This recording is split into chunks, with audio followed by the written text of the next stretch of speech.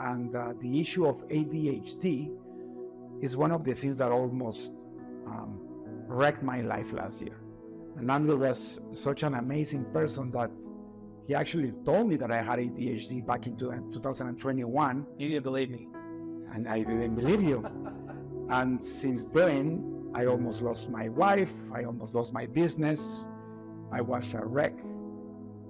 And then when I separated from my wife, I remember what you said. And I got checked. And sure enough, I had ADHD, and I had it all my life. And I don't consider ADHD as a disease. I think it's a superpower. But a superpower without getting it controlled could kill everybody, right? Yeah, not managed. Not managed. Yeah, when it's undiagnosed ADHD runs rampant, right? That's when we run into a lot of challenges, and that becomes an impairment. Right. Right? And if we just manage that impairment, then we can convert that into our strengths.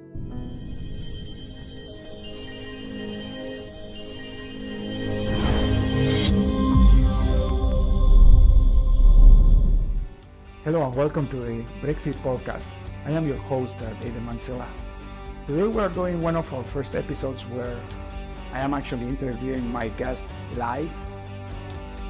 It's been an incredible experience. I think some of the first episodes 3 years ago we did it live with the guest in our studio, but since then we have moved places.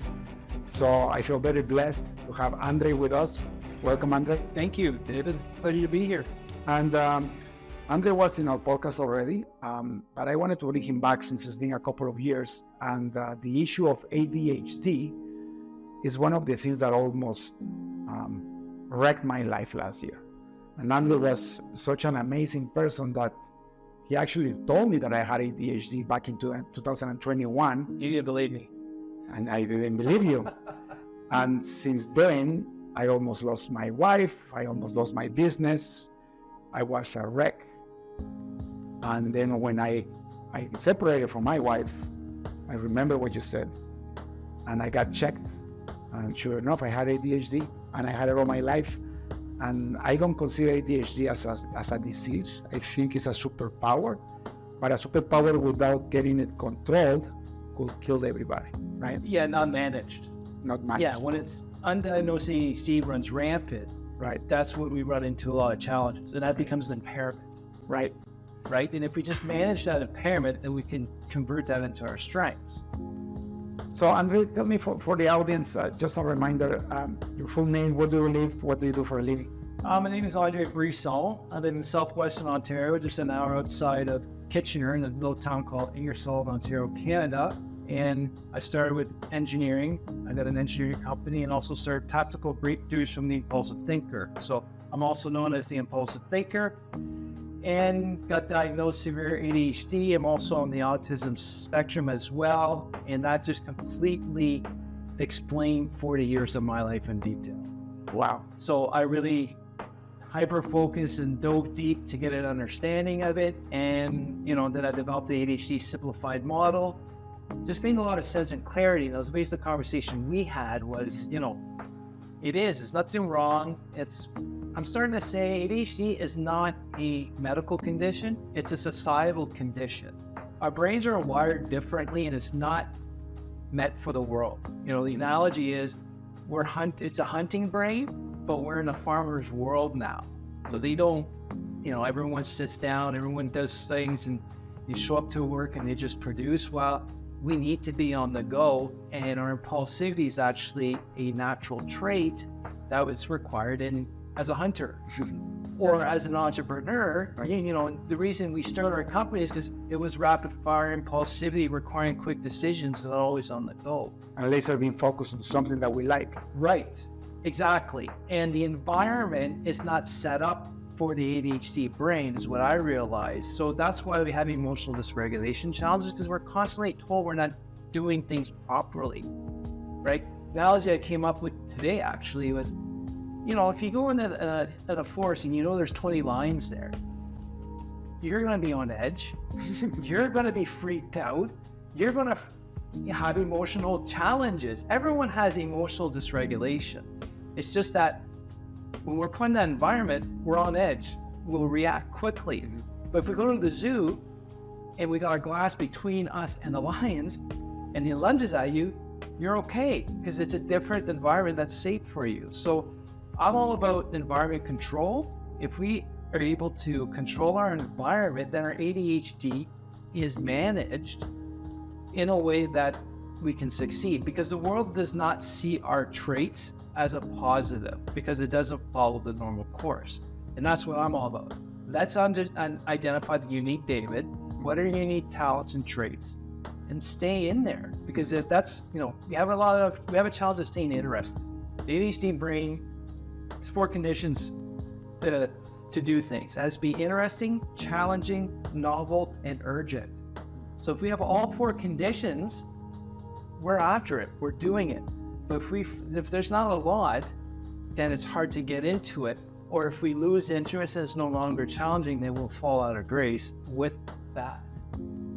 And, since I'm on a rant now, the ADHD simplified model I've developed is ADHD is an executive functioning deficit. Our brain is just not wired to plan long-term, set up plans, tasks, and, setting goals for long-term. And the other thing too is we're actually time blind. ADHD has a massive time blindness. So that's like saying it's a nearsightedness of the future. It's hard for us to see down the road because our time frame is now or not now. I'm only going to deal with what's now. I don't care what something could be 2 minutes from now. It's just not now. We deal with the now. So we're time blind. So that's why we lose track. Sometimes that's why we feel urgent to get something done quick now because we'll forget it. So my time horizon is 2 weeks. I can't plan any further than that. I lose track of stuff, and that's forever. And then the other one is our brain has a challenge with inhibition. Our prefrontal cortex does not inhibit a reaction like everyone else does. So that's why that's where the impulsively comes. And people accuse you don't have a filter. You're right, I don't. This part of the brain's not stopping everything to assess. So the prefrontal cortex says you got an urge. The brain will say, well, let's slow down. Is there a threat? Yes or no? How should you react? Okay, this is how we're going to react. Our ADHD brain goes, threat, out. And then the brain catches up when, I think that was a bit of an overreaction. So it's a challenge of inhibition, neurologically, and having those 3 basics, we don't have to chase dopamine or whatever. Just people try to make sense of a lot of complex science, but having those 3, manage those 3, then all the typical ADHD symptoms of hyperactivity, impulsivity, inattention, and emotional dysregulation gets controlled or managed. And if you create the ADHD structure model that I have, is again, we start with environment. So at the top, the environment is key to managing our symptoms, which also has to do with habits and routines. Create our routines, new habits for routines, control the environment, then there's no reason why the symptoms are when we're being repressed. It's almost as if it's a repress and we act out. So we have that ADHD structure based on the ADHD simplified model. Then it's like, it's a whole different ball game. And like you said, it has to be all based on what you're great at, because it's very hard for us to do things that we have no interest in. So we actually have to focus. That takes a lot of mental energy drain. So mental energy management with habits, routines, and environment control helps us because we have limited executive functioning energy. So if we're going to burn it all in the morning, we're going to work extra hard during the day to get stuff done that we don't want to do or we don't like. And then we actually get more sensitive, the emotions run high, and we just get burnt out by the end of the day. It's incredible because what triggered me to look for help was when I finally had to separate from my wife. You guys gotta understand, I've been married for 34 years and my wife is my best friend. And I acted out so badly most of my life, but especially in the last 2 years, that I completely abandoned her because of the pursuit of making more money and more traveling and businesses and all, Satisfying the ADHD urge. Yeah. The traveling part was that got me because I was addicted to traveling. And I had it under the excuse that I needed to go travel to make more money and find more clients and all this and that. And the company was growing exponentially. So I had a self-excuse because I didn't know what was triggering me to travel so much. And I had done it for over 15 years anyway. You had justification for it without understanding the why. That's what. But what happened to me is like at the end, when I was 49, it got worse. It's almost like I had it kind of managed throughout my life, even though I could see a lot of problems around it, but also a lot of success. But it was kind of managed, otherwise I wouldn't be married, for 34 years. But in the last 2-3 years, it got out of control as I progressed and I grew in my business and I was able to start creating a self-managed company. When I had more time and more money, I could travel more. Yeah. And because I had this excuse in my mind, that will actually get me away from home more and more until I started neglecting my wife. And I actually started neglecting my business too, for that excuse, right? This podcast is brought to you by ISU Corp. Are you having trouble with your software projects? Is there a project that's taking too long or a technology you can't handle? We can help.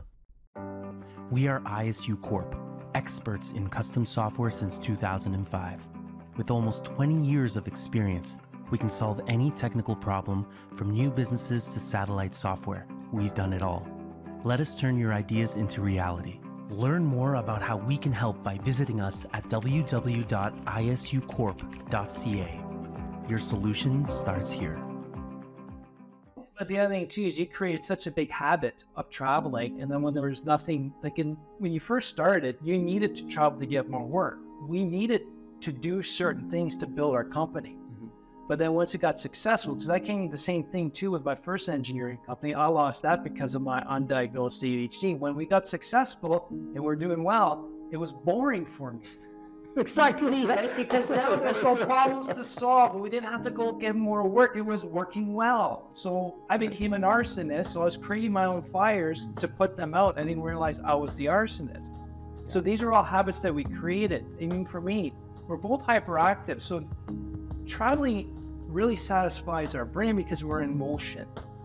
And you created such a habit to be on the road all the time. It had, not knowing what you know now is you want to maintain that habit because that's what worked in the past. But now that we know it's an ADHD brain thing, it's a hyperactivity thing, we can now manage and correct, or like you've been doing travel hiatuses or what'd you call it, fasting? Travel fasting. Travel fasting. So big long periods of no travel and then a bunch of travel. So you found a unique way to still satisfy your hyperactivity, but yet be more aware of what's going on, because that's the other thing too. Sometimes undiagnosed ADHD, we have a lack of self-awareness or what's going on around us. But I think that has a lot more with our past trauma and mental health conditions. Like, I've had a lot of childhood trauma which dictated how I was going to do things, and the stories I told myself about myself and what the people around me,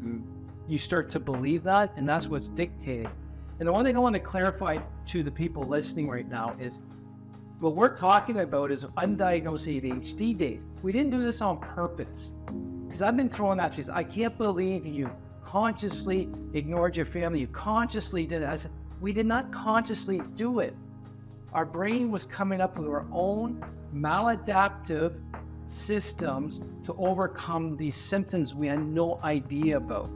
So it's not that we did it consciously. We knew that we're doing certain things, but I justify too. I need to travel more. I need to work longer hours so I can bring more money so my family can have a great future and we don't have to worry about money. And that just became so ingrained that it became a habit, and we just got to get out. And with our diagnosis, then we got clarity. I don't have to. Like the other day, I actually figured out we're always in a rush. The ADHD brain, we believed we need to be in a rush because of urgency, but those are two different words. I don't need to always be in a rush. I can still have urgency, but that's not rush. So it's like, now I'm like today, I was half hour early. So like I could have done something else to fill in that half hour so I could leave, so I get here on time like my old self, but oh, I know I'm going to be late because I start one thing and our timeline, this goes, oh yeah, it's only a 5-minute job. Turns out to be an hour, then you're late. So I'm like, I'm just going to slowly come down, nice countryside drive, sun out in the fields. It was beautiful, right? But 5 years ago, I'd be late, say, sorry, David, I'd lost track of time. But now that what we know now, and what I respect about you a lot is that I think we've always been self-aware. And that's what I think drew me to you. Self-aware, working on yourself, and just not knowing that ADHD side. To me, that was that last piece of the puzzle to keep my bridge life up. Got a lot more clarity, but it takes a lot of work and courage to say, I have not been a good person. Now that I know it's ADHD, I know it's not my fault, but I'm still responsible for my past. And what can I do now to make the future better? Yeah, it's funny because so you told me in 2021 I had ADHD in our first dinner when we were really buddies, but we went out for dinner. I completely ignored it, and then everything happened, and then it was last year, and this, the atomic bomb exploded in my life, and so the first thing I did is I watched a YouTube video from one of our business groups. This doctor, I had like a self-assessment, like a 10 symptom thing. I had 9 out of those 10. Yeah. So then I got very scared. Then I went to Dan Sullivan, our business coach, and I asked him, Dan, do you think I have ADHD? He's a lawyer. And he says, well, David, let me tell you something. 30% of my students had it, and 64% haven't been diagnosed. Yeah. That's what he told me, right? So I got really scared. But at the same time, I had some hope. I was already living by myself. I actually separated for 2 months with my lovely wife. By the way, I told her today, her birthday is coming up, and I told her, it's a privilege to be here with you because I don't deserve it. But I went to a psychoanalyst, and this is not a miracle. As you know, I'm a man of faith, and I'm a born-again Christian. So the first thing that I did is I went back to my faith. Through 30 years of running with ADHD, building my life. I mean, like, you and I are very successful people compared to the rest of humanity. So I lost that compass. I think if I would have kept in my faith, if I would have kept going to church and reading the Bible, it would have helped me at least have some guiding rails without really knowing that I had the condition. But anyways, after 30 years, the first thing that I did is, when I got into chaos, I went back to my faith. And then I asked my sister to see if she had anybody that could see me, and she's like, yeah, my mentor. And so she's a psychologist in Toronto. She's been a psychologist for 20 years. And her mentor, thank God he was still alive. This is last year. Her name is Gary. And he turned out to be a psychoanalyst that had ADHD, and because of that, he became that. So his PhD was on ADHD. Right. And he was like heaven sent, because he understood me, That's a big challenge, to find a psychologist or psychologist that understands adult ADHD, because it's still a kid thing. Everything's written for kids. So that's the key thing, is to find someone who understands adult ADHD. And one of the things he told me is that I was a narcissist. And it's funny because my wife, when we used to fight, he used to tell me that I was a narcissist. But I always ignored it because I didn't even know what it meant. When my psychoanalyst told me, yes, you had ADHD, he went through a whole bunch of tests with me, and he says, you had ADHD and you're a narcissist. And by the way, it's a trait of ADHD people that become successful. And then I asked, what is a narcissist? Because I didn't know. And then he said, well, you think you're God, basically. And I'm like, oh yeah. And then I started saying, okay, so all my behavior is because I had this condition that I didn't manage. So, but he also told me, yes, and what you're saying is what I'm about to tell you. You also have the victim mentality. Right. And then he said, if people with mental conditions were not responsible for their actions, we're going to have jails and mental health institutions filled with people that kill babies and do horrible things because they are sick in their brain.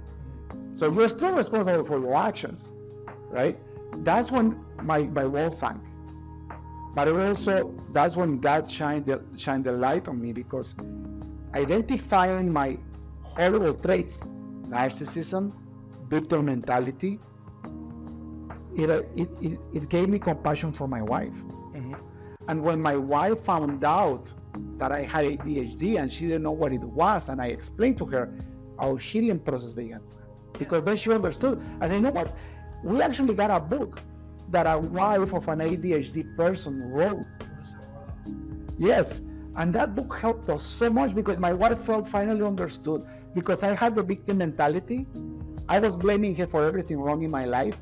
And I was going around my social circle telling everybody, including her mom, that it was her fault, not mine. And because I had the victim mentality and I'm cute, I'm just kidding, people believed me. So she was always, people were always against her, putting her as the bad person, and I was the poor guy that was being oppressed by my wife. Yeah. So what I want to get off that a little bit, pull something out of that. Like, your narcissistic tendencies was actually because you're undiagnosed ADHD, try to fit in a world that doesn't accept you. That was your brain coming up with a maladaptive way to make you go, right? If that makes sense. So you started to, in order for you to have the confidence to start a company, you almost needed these narcissistic traits so you can move forward and become an achiever. And if you would have known you had ADHD at that time, it would have come out as narcissistic traits, but that was your brain being able to deal with the trouble that you're having and you not knowing, if that makes sense. So that's what a lot of people with ADHD gets misunderstood, is you're a narcissist, you're very stubborn, or you're just crazy. But the thing is, it's our brain protecting us. So the brain was trying to protect you from failure by giving you these narcissistic traits so you can move forward. And based on your past history, what I understood based on our conversation, you never had a really good, a very positive thing or thought about David as you're growing up. So how do we feel better about ourselves when we start playing a character that's better than the little shitty David? Yeah. That becomes narcissistic trait for some people, or overly confident. So those are actually all protective mechanisms our brain did, because our brain's great to protect us. It's just that sometimes what they do, we don't have an understanding, it gets misunderstood or out. And the one thing I want to point out, because you needed the separation of your wife to have your come to Jesus moment. Literally. Yeah, literally. But for me, I had a life tempest. 3 massive storms hitting at once: business, family, personal. And that's the problem is right now is ADHD is only diagnosed when we have problems. So it would be very nice to be able to say, hey, this is your brain structure. This is how your brain works, and have some sort of assessment to say, before shit hits the fan, part of my French, how can we get these diagnoses before we have problems? Because that's what, for kids, they're problematic. They become ADHD. With my kids, I saw the signs. I got them diagnosed before life got rough. So again, it's our brain trying to protect us that creates these narcissistic or whatever mechanism it did to be able to protect you so you can move forward.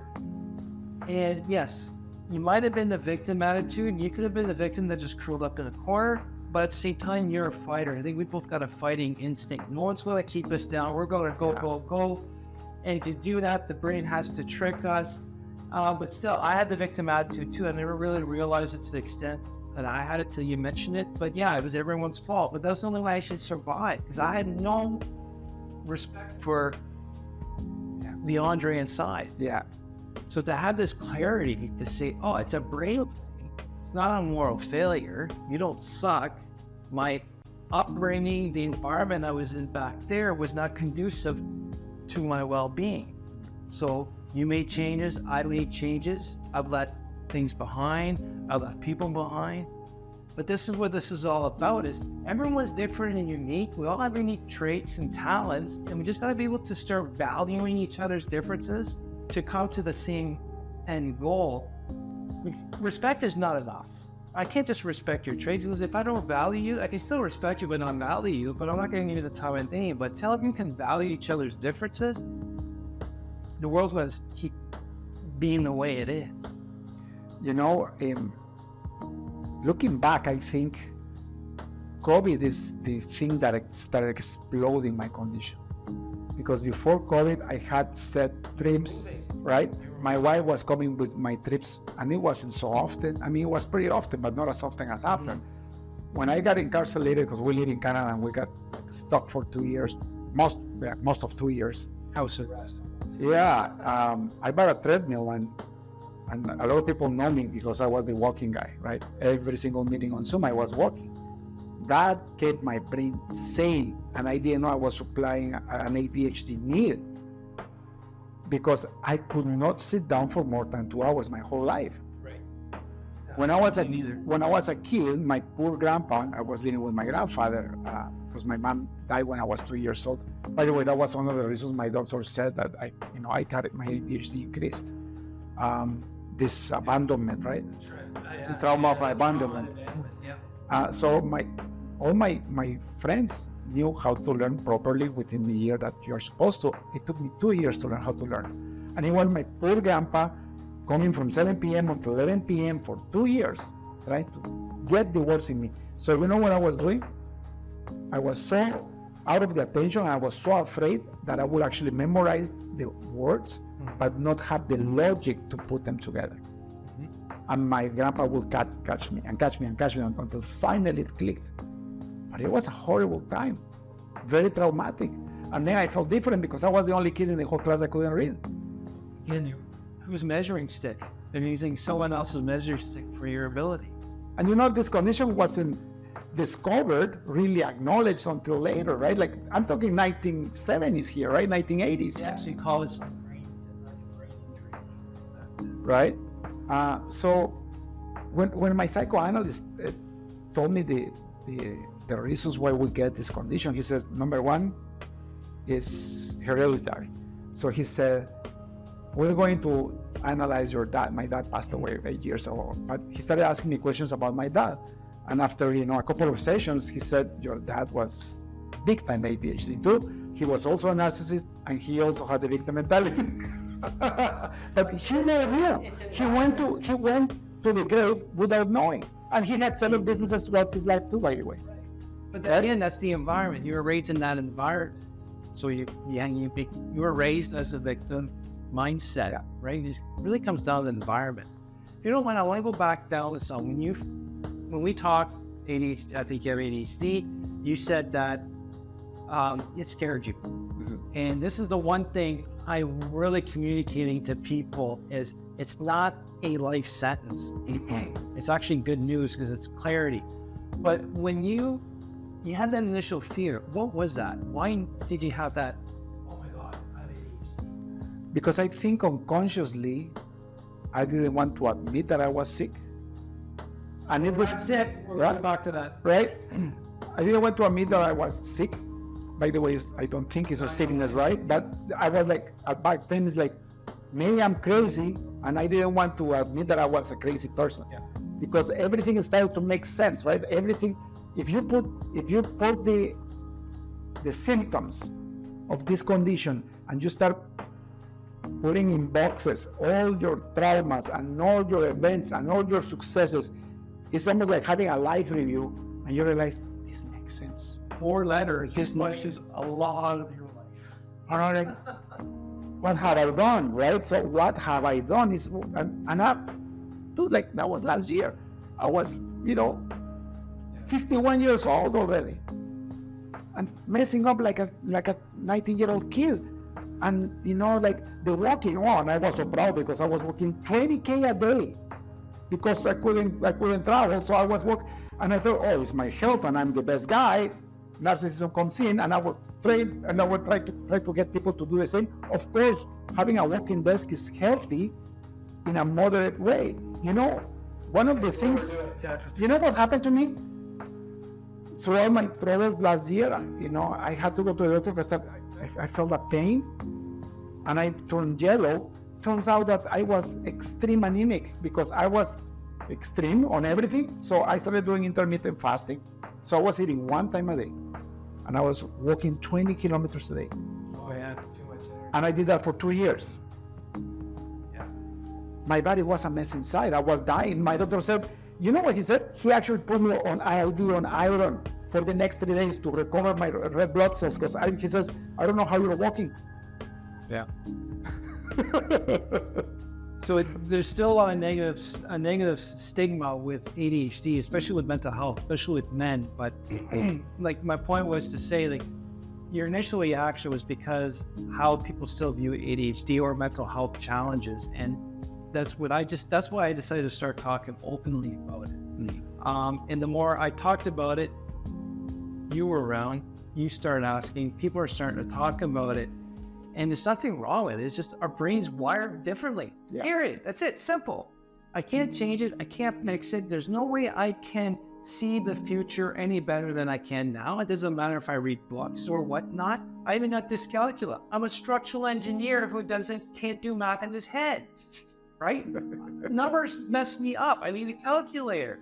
But I figured out ways to overcome that and challenge. But I don't do a lot of math anymore. I'm really good at compliance. So now that I understand my abilities, because I figured out a way to overcome or find a new way in doing things. So, you've got depression, you got anxiety, you've got whatever, there's nothing wrong with it. We just need to talk about it and then we get clarity on what happened. It's not an excuse what we did in the past, it's simply an explanation. To fix your future. To fix the future and don't dwell on the past. Yeah, which I've done. Even the people that it was around you, if they don't accept that and they still want to harbor the past, you gotta do something different. But you gotta move on. As long as you got that awareness and move forward, and especially with my wife too, when she read the same book, she took a non-ADHD support group for spouses. They're like, oh yeah, now we're getting it. Because a lot of stuff we do doesn't fit the social norm. You're supposed to show up, give hugs to everyone, blah, blah, blah. Like there's these bunch of rules that are made up by, I don't know, people who have been dead 300 years, or whoever decides to write a book to say to be a better person, you should be doing this stuff. But a lot of times I get home, my emotional dysregulation bucket or my emotional regulation bucket's full. One more thing will make me blow. Or my executive function, my brain was done. Why? I don't want to make a decision about dinner. I don't care what we eat. But people take offense to that. But now that we understand all this stuff, when we get home, if I say I need 5 minutes, I need 10 minutes, now everyone's okay, fine. I just need that time to recoup, just a transition. It's a new vocabulary. Yeah. And it's just all about communicating, right? I don't know if you notice, I'm doing this. I'm sorry, I can't sit still. I'm no longer ashamed of it. I'm no longer I'm not gonna sit there, because if I sit here too stiff, I'm in a meeting, this impulsivity starts getting bad. Yeah. I start saying silly things. People get offended. Yeah. So let me rock back and forth so I can focus better, actually. A lot of fidgeting helps me focus and pay attention or control my outbursts.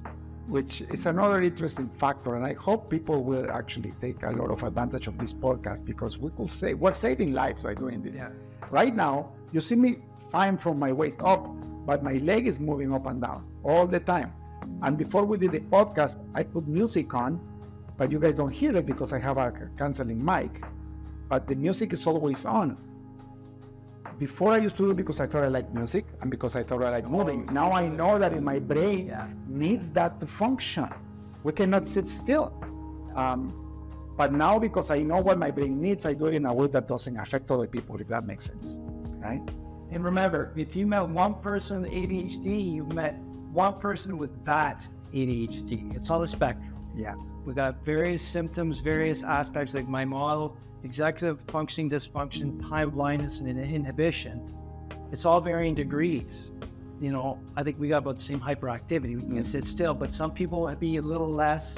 Impulsivity is really rampant for me. That's the major thing that I got to work on, but the other ones are not so bad. So it's on a spectrum, and it just varies on the person, and we're figuring it out. But I'm no longer apologetic for some of my unique traits. And yes, if I get impulsively verbal and rude, that's not an exception. Like, that's not an excuse. That's being rude, and it doesn't matter. But I remember once I was sitting in a big technical committee meeting, a room full of arrogant engineers. I really had to work hard and keep quiet. But I actually got up and started walking around the back. And I was told to sit down because I'm distracted. And I said, well, I can't. I need to stand up, stretch my arms and legs. And if I sit down, you're going to be pissed off at me because last time you told me I was talking too much. Mm-hmm. So if I can get up and move, I can listen more. It's my hyperactivity. So communicating that now, people say, okay, that's fine. Because I wasn't distracting people. It was just, I was not the norm to stand up and walk around. And guess what happened in the next meeting? There's 5 other people doing the same thing because one guy had really bad knees, the other guy had a really bad back. Now I give permission to everyone to stretch as long as we're not disrupting the class, right? Like, sometimes it just takes one of us to just challenge the norm, but I was able to communicate the why, and then now get permission.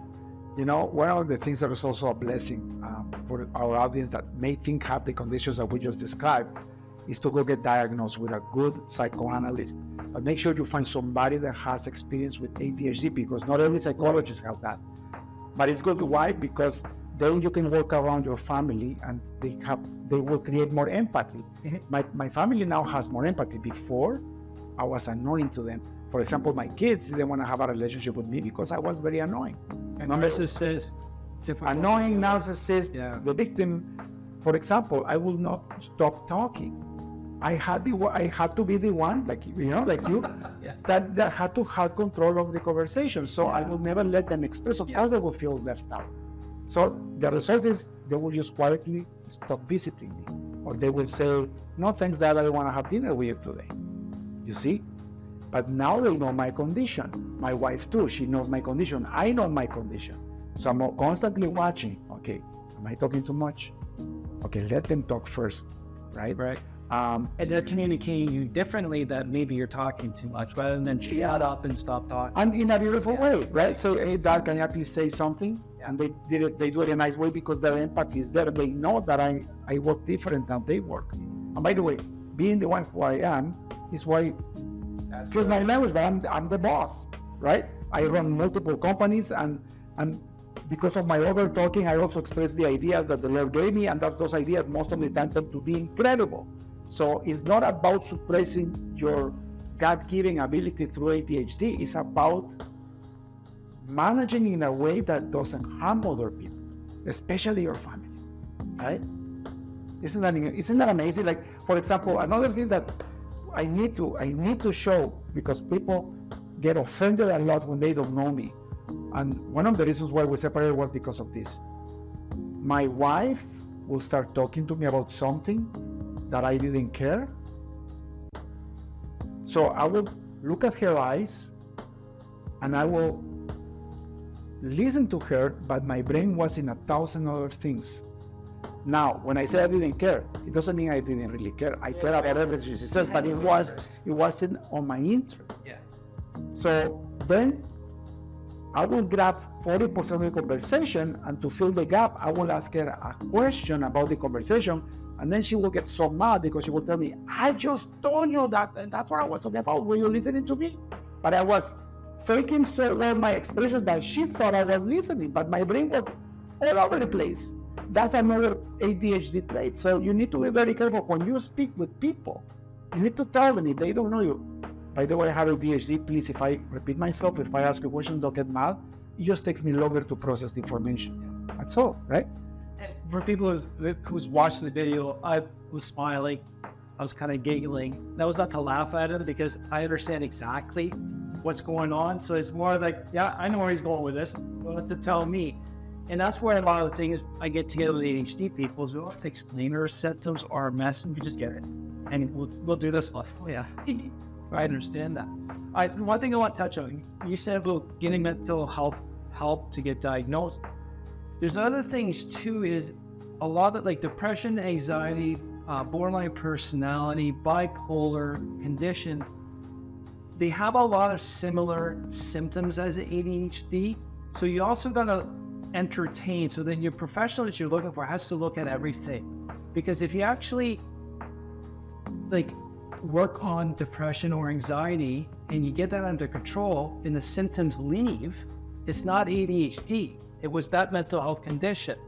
Now, if you work on it, maybe it could be, there's a lot of coexisting conditions with ADHD because of actually, I think, our environment, the way we were raised and in the world that we're in.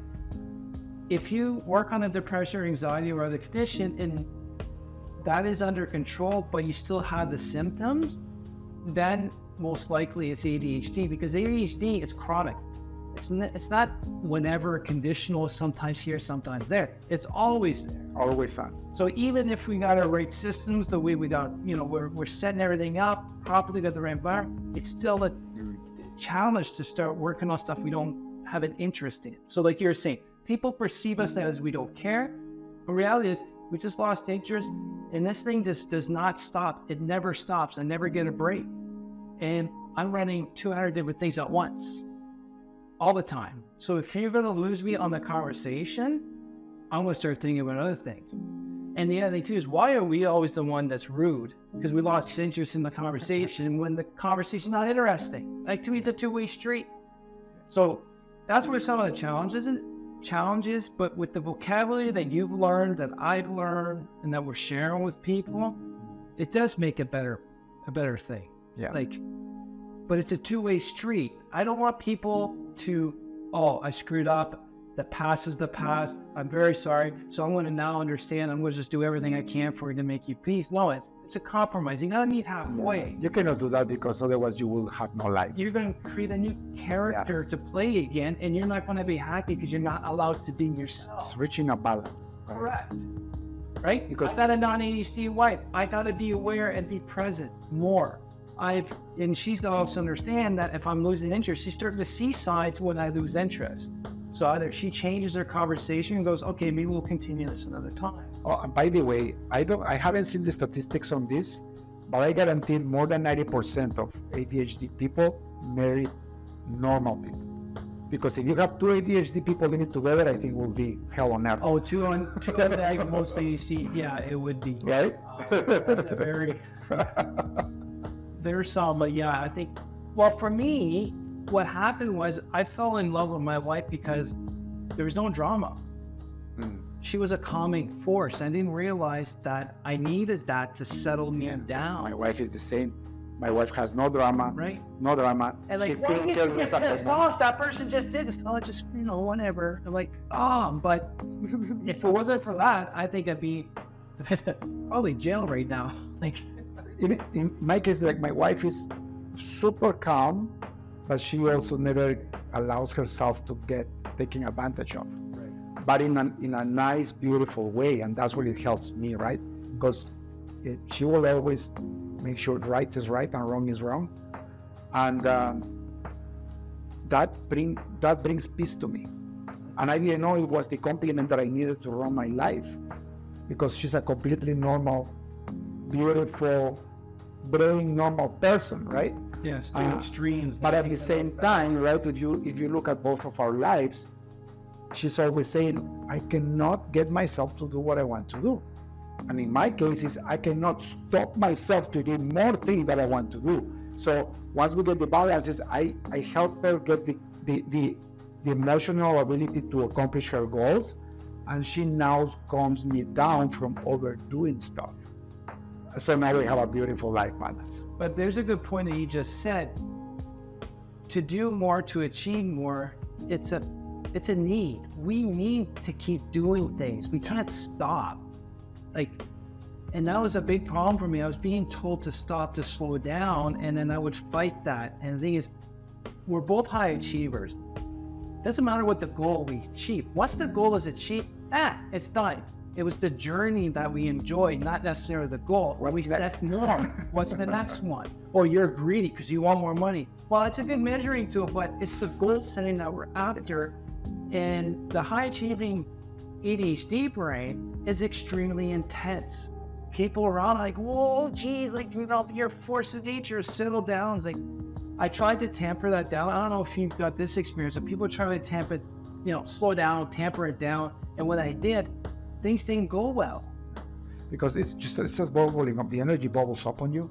So it's now that I know, I channel my energy in positive things, right? Yeah. For example, the podcasting, right? I fell in love with podcasting 3 years ago. Now I used to have one podcast. Now I have 3 podcasts because it's a beautiful way to channel my energy into blessing the world. And I, you know, because of the financial situation that God allowed me to have, I have the time to do that now. You know, and funny enough, it's a self-fulfilling prophecy because this podcast is also helping my business get more knowledge and more brand and more exposure. And so my business is growing too.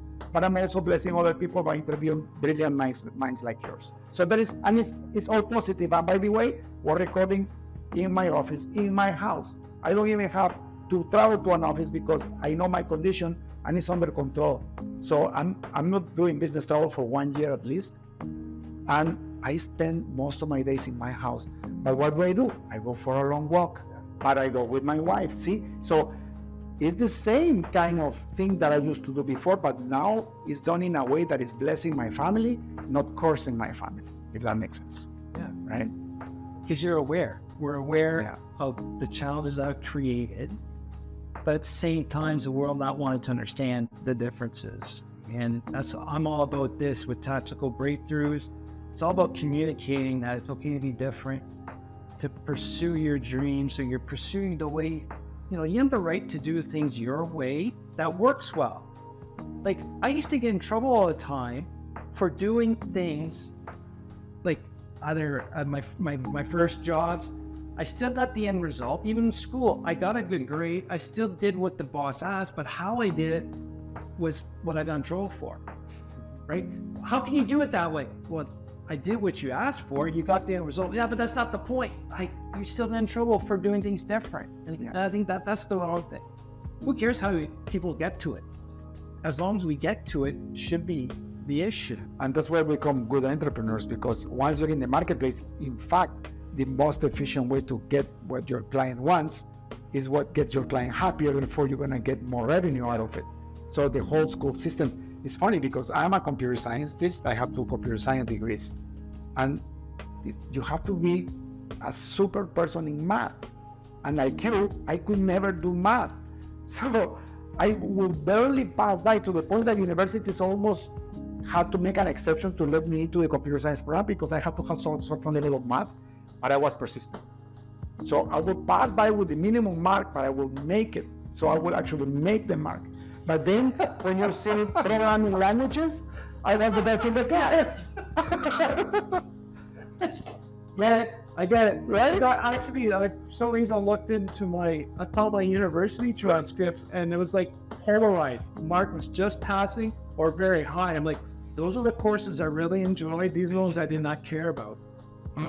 Right? And it's again, the time frame for an ADHD brain is now or not now, and it's all in or not. Yeah. There's no in between. There's no moderation. By the way, that's the secret of success. Yeah.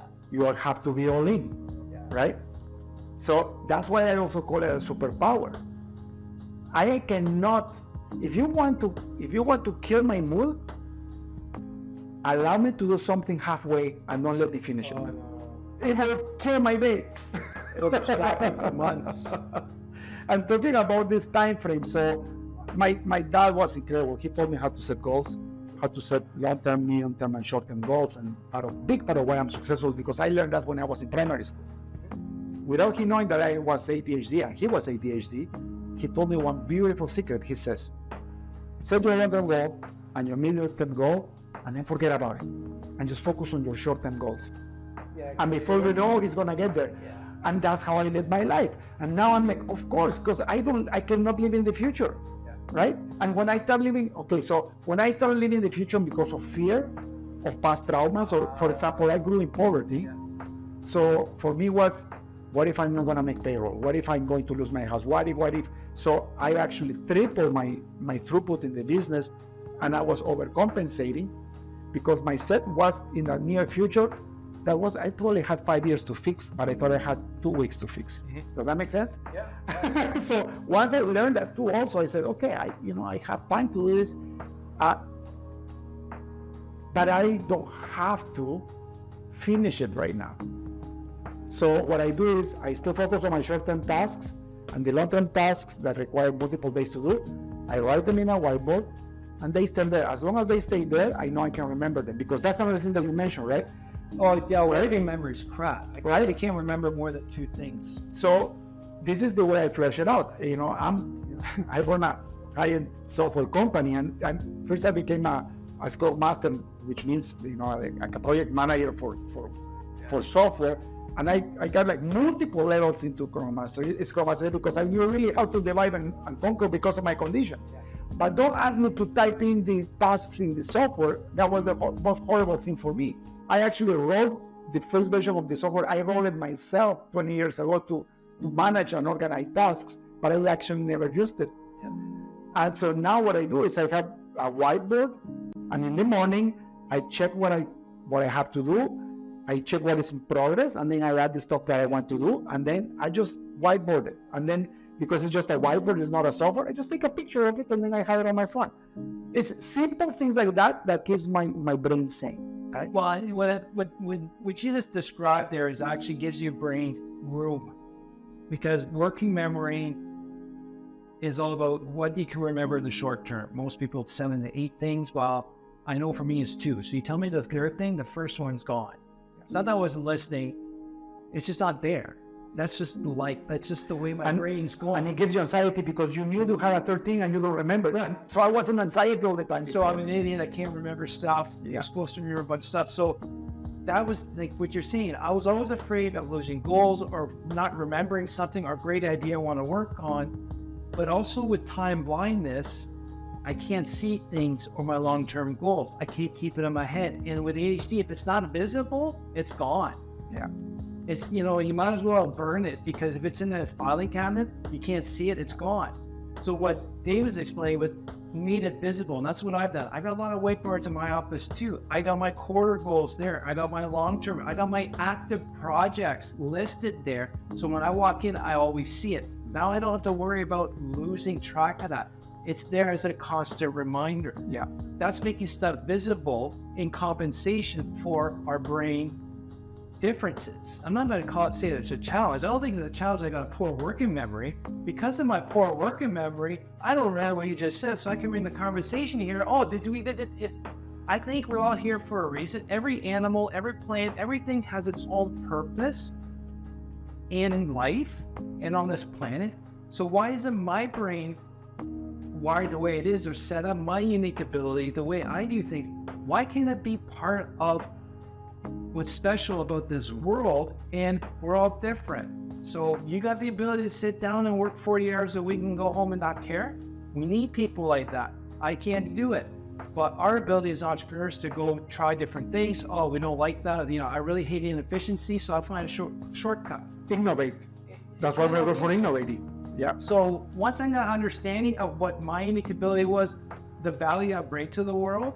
Now to the wrong people, there's no value. So you're not my people. I find the people. That's why we talk regularly. That's why I'm friends with David, with the like-minded people. But even non-entrepreneurs that respect and value other people's differences and points of view, that's the people I hang out with. That's the people I try to I've gotten rid of a lot of customers because they didn't value how we did things. Yeah. So I work with customers that love an engineer that doesn't follow, I like this joke. Why did the engineer cross the road there? Because that's what they did last year. Right? So they like that I don't do the same thing all the time, because I adapt to the different project parameters, while most engineers will follow the same path every time. One of the things that was very hard for me is reading books. So I told you guys that it took me 2 years to learn how to read. That created a trauma in my brain, and the worst thing for me was reading in public. Yeah, more trauma. I will get stuttered, right? So I avoided that, but I also avoided reading books. The only books that I devoured were the computer science books or any technology-related books that I was attracted to. I will devour them in days, like Very interesting, challenging, and novel. But when I started to when I started to like business, and I realized that I needed to read more books, business books. You know those business books, right? Like it's 300 pages and you get 2 golden nuggets out of it. But those 2 golden nuggets could change your business, but you had to go through all the fluff. So Audible came up, and this is what I do as another advice. So now what I do is I don't let the booking on Audible. I put it on and I go for a walk. The walking gives me enough brain activity and physical activity distraction, so I can pay attention to what I'm listening to. And I read hundreds of books like that. And actually the golden nugget. So you know what I do after I read the book? If the book is worth it, I buy the paperback, and then I go to the page where the golden nugget is, and I highlight it, and then I put it on my whiteboard if I want to implement. See, That's how sometimes. For me, that's also the process of making sure it goes in my long-term memory. Right. There's a reason. That's how I learn. It was I read, highlight, rewrite. Yeah. Then I could remember, because actually I learn to understand. I don't learn to know, because knowing means you're memorizing, and I can never memorize. Right? Could never memorize. But that's what pissed off a lot of people in my class is I was the goofy one. I didn't do all the work, and I got okay marks, but they always came to me to solve the difficult problems because I understood the theory. And I do not. But I was ridiculed for not having math and not doing work. And then But I'm gonna professional they solved the engineer. problems, and I taught them. That's the way I learned too. But you became a professional engineer. Yeah, I sealed drawings for buildings. But it's just, we all got our own ways of learning things and seeing things. And just the final thing, what David was explaining is it was the whole fidgeting thing.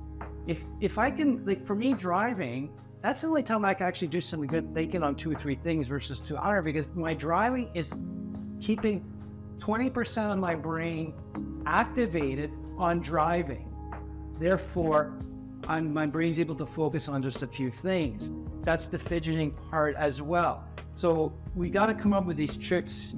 That's why I listen to podcasts. I'm working out. I'm working hard on the treadmill or whatever, but I can actually pick up on stuff. But if I'm just doing nothing, my head's all over the place. Yeah. Hyperactivity. So for you guys that may think that you have ADHD, hyperactivity is also a blessing if you manage it properly. This is what we're talking about. You're always going to be hyperactive. Don't even fight it. Use it to your advantage. That's why we look okay, because if we don't exercise while learning, we don't get to learn. We have to keep moving. We have to do something, right? And You said it right. You're channeling the hyperactivity in a positive. Right. And I just want to clarify. So there's hyperactive, physically hyperactive ADHD, and then what they refer to as inattentive ADHD. They don't have the physical hyperactivity, but it's kind of like they kind of define it as hyperactivity in the mind, but which we do have. We have that too. They don't need to move as much. So they still have some restlessness, physical restlessness, but we need to be physically moving. That's the big difference. So, it's like Dan Sullivan saying, it was Andre, you need to move to get things done. Well, I can just sit here and do things impulsively. And that's kind of like a good way. It's like inattentive, you can actually sit down for long periods of time, while the hyperactive person, that's why I got a stand-up desk. I feel like standing, up I go, do work, my back starting to go down, or I do more walks. And like now I do have to go to the gym every day because I've got to burn off this physical energy, especially if I'm in the office all day.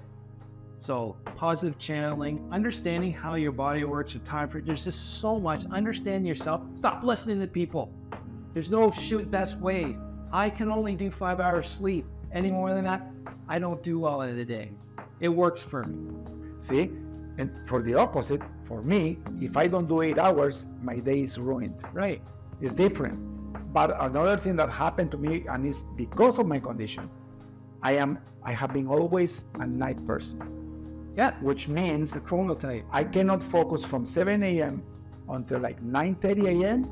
My focus is 10%. Mm-hmm. Right now, when we're recording, it's like quarter after 6 p.m. It's dark outside already because it's almost winter. I feel more alive. I feel bright. I was a programmer for over 25 years. When I was coding professionally, they made me go to an office from 8 to 5. And what will happen is that I will come home after 5, log onto my computer and write the best code from 5 until midnight. Yeah. And my bosses, I had to convince my bosses that I could not function at 8 a.m. So what they did is they put all the meetings early in the morning because they knew I couldn't function because I didn't know I had ADHD. I told them I'm a night person. But because I love coding, I could do 100% focus on that. When I became a leader in organizations before I had my own business, I would bring my best programmer with me that didn't have ADHD, so I could actually pay attention to the people because they were telling me what they needed and my brain was running the code. So I wasn't paying attention to the next thing that they were saying.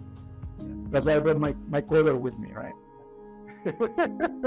So we've always been figuring stuff out unknowingly, subconsciously to overcome the challenges or the impairments of ADHD. And now we understand why they're there. And that's why I'm sharing the strategies and routines I created and I figured out. And that's what I'm sharing with other high achieving ADHD entrepreneurs. It's a brain thing. Yeah. Why fight it?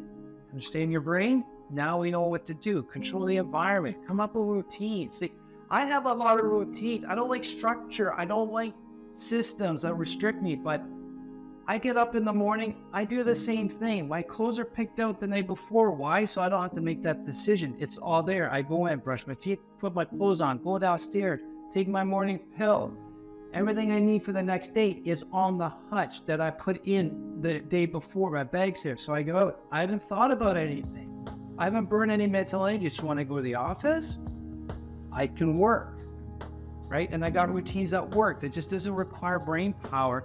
That's so I can conserve my mental energy, my executive functioning energy, which I don't have a lot of.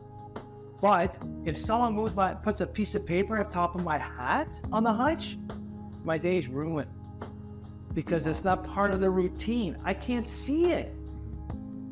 I know I get freaks out. I'm like, oh my God, where's my hat? And all you gotta do is move the paper.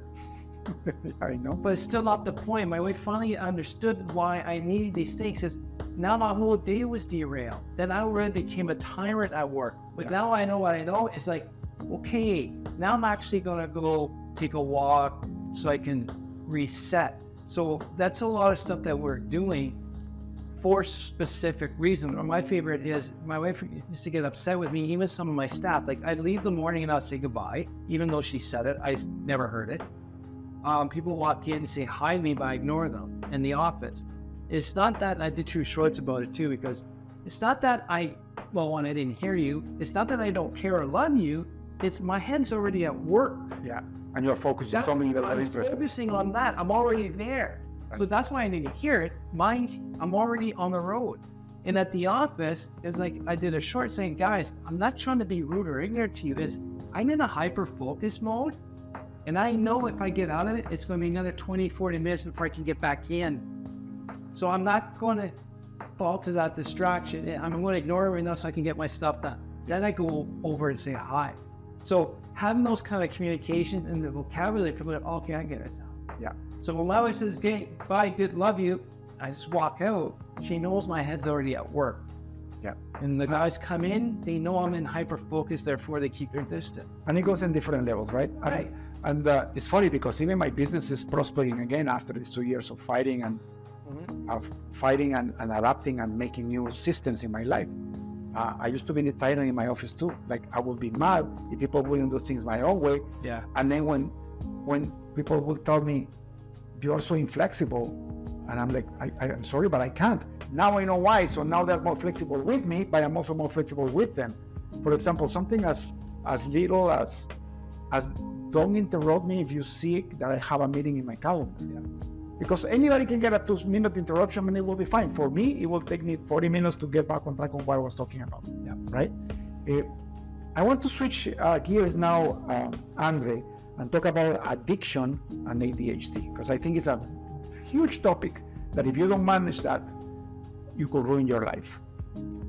Yeah, I actually had an interesting, Dr. Parhar from British Columbia was on my podcast talking about substance use disorder, and how, it coexists a lot with ADHD, and I think it has to do with a lot with the environment we're raised in, But addiction has a lot to do with what pain are you hiding?